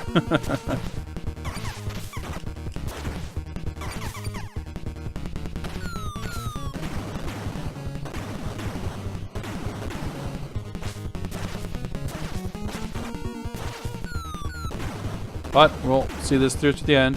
It's not long left now. Just a few more hits and we'll be good.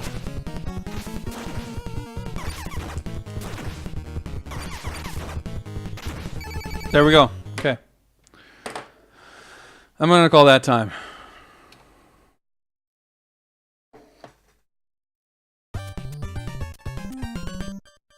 Okay. So let's see the best ending then.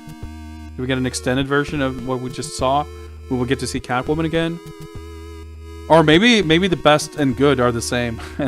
And that's the thing about the 3 endings. Or maybe the Penguin will have a different message or something. I mean, it looks pretty much the same so far. Oh, looks pretty good though. Oh, there we go. Yeah, we got to see Catwoman again. This music too, man. Pretty damn cool. Well, I think this was overall a good game. Personally, I would perhaps like to have seen...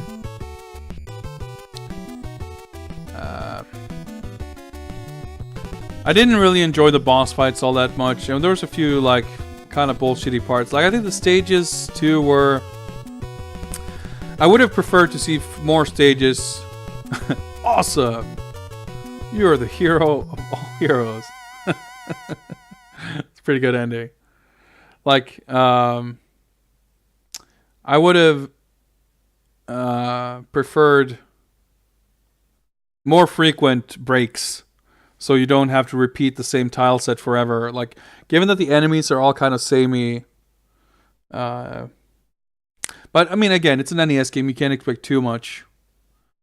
I'm not sure. I would say that I would rather play this over TMNT, but it holds up pretty well. Thank you very much for all the GGs, you did it's, and all that. I'm the best from now. I'm the hero of all heroes from now. I mean, yeah, not a bad game. Not a bad game. I do think it's weirdly obscure for its quality. Soundtrack, like 10 out of 10.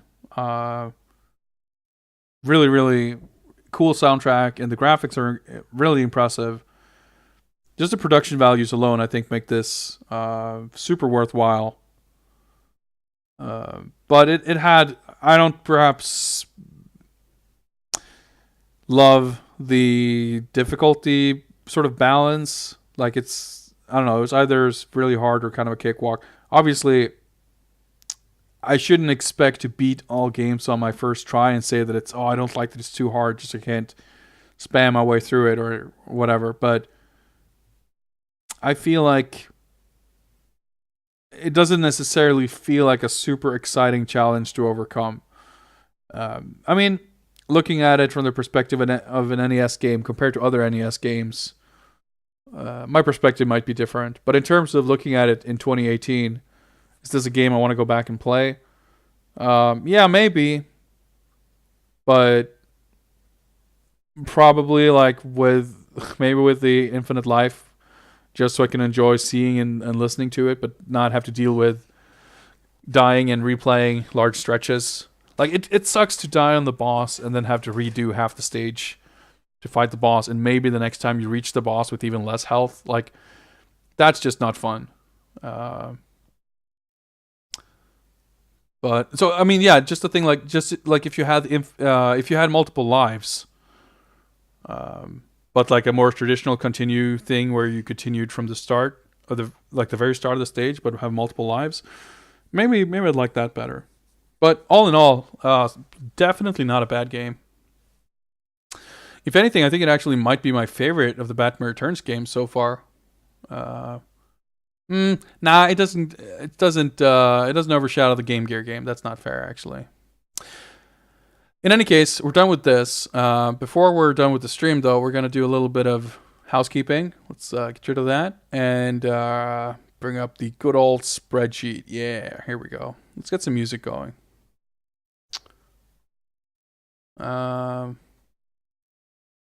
Let's see. What's good?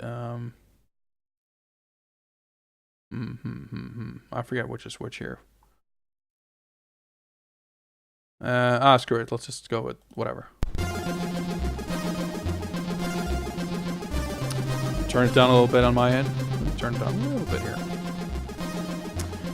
So let's take a look. Do this and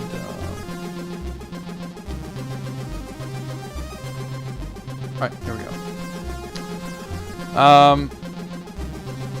So we have Batman Returns for the NES.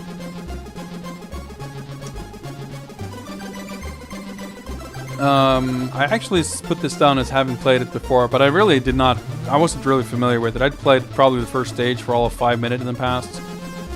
It doesn't really matter. So I'm gonna say I want to put this as we beat the game using passwords. Yeah, let's put it like that. I feel like we can put that on the time, of course. 3:10, nice clean time. But I want to put this in the yellow pile again. I don't know how much this matters. I don't know who cares. Not exactly a clean win, but even if I'd played this back in the day and had access to those passwords, I would have used them, and I would have felt like I've beat the game. I don't feel it's on the same level as completely giving up and saying there's no way I could beat this. This maybe I could grind out learning the strats, but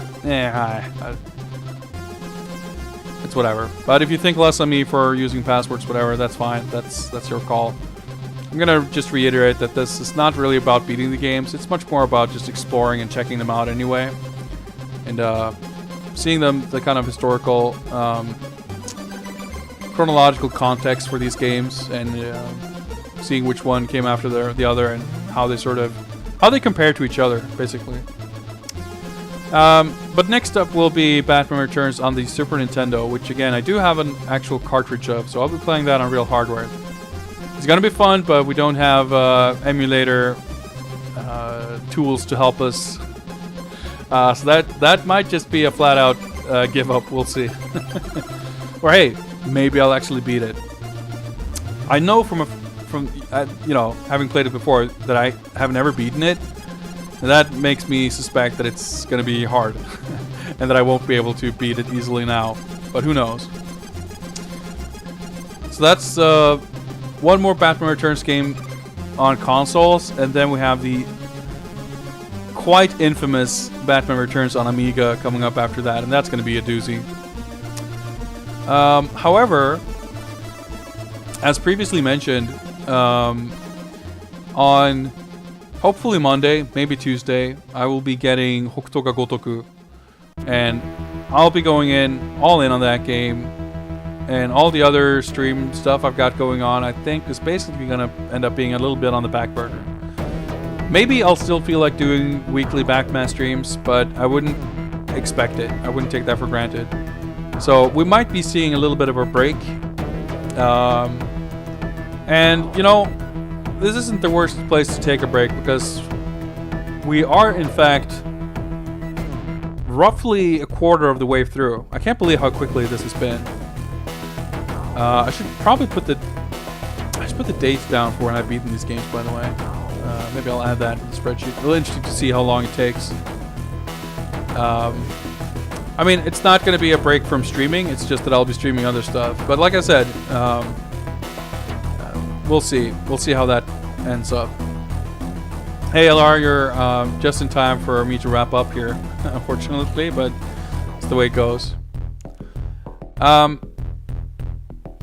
Anyway, This was a fun game. I enjoyed this quite a bit.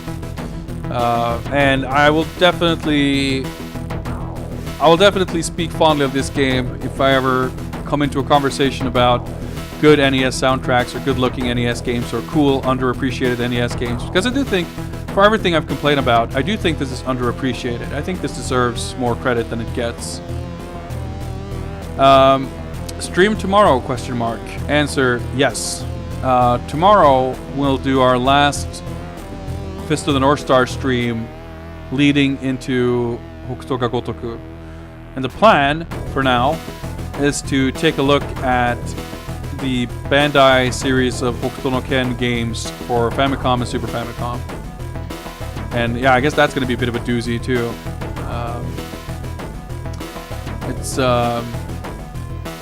That's going to be fun, I think. My hope was to be done with the stream by 10, 11-ish tonight, and it's now 11:53, so I've been going for about an hour longer than intended. Hopefully I can still get a decent night's sleep, so I actually have the energy I need to stream tomorrow. I'm a little worried that I might end up just being super exhausted on Monday, and I will have an extremely hectic week at work next week. It's going to be kind of crazy, so we'll see how things go. But if you want to get the latest updates on stream happenings, you can always follow me on Twitter. If I get Hokuto ga Gotoku, for example, I will tweet about it. If I feel like streaming on a regular weekday night, I'll tweet about it, and etc., etc. But yeah, that's going to be it for tonight. Thank you so much for everyone tuning in and chatting. It was really fun to talk about all that other shit about Mortal Kombat and whatever else we talked about.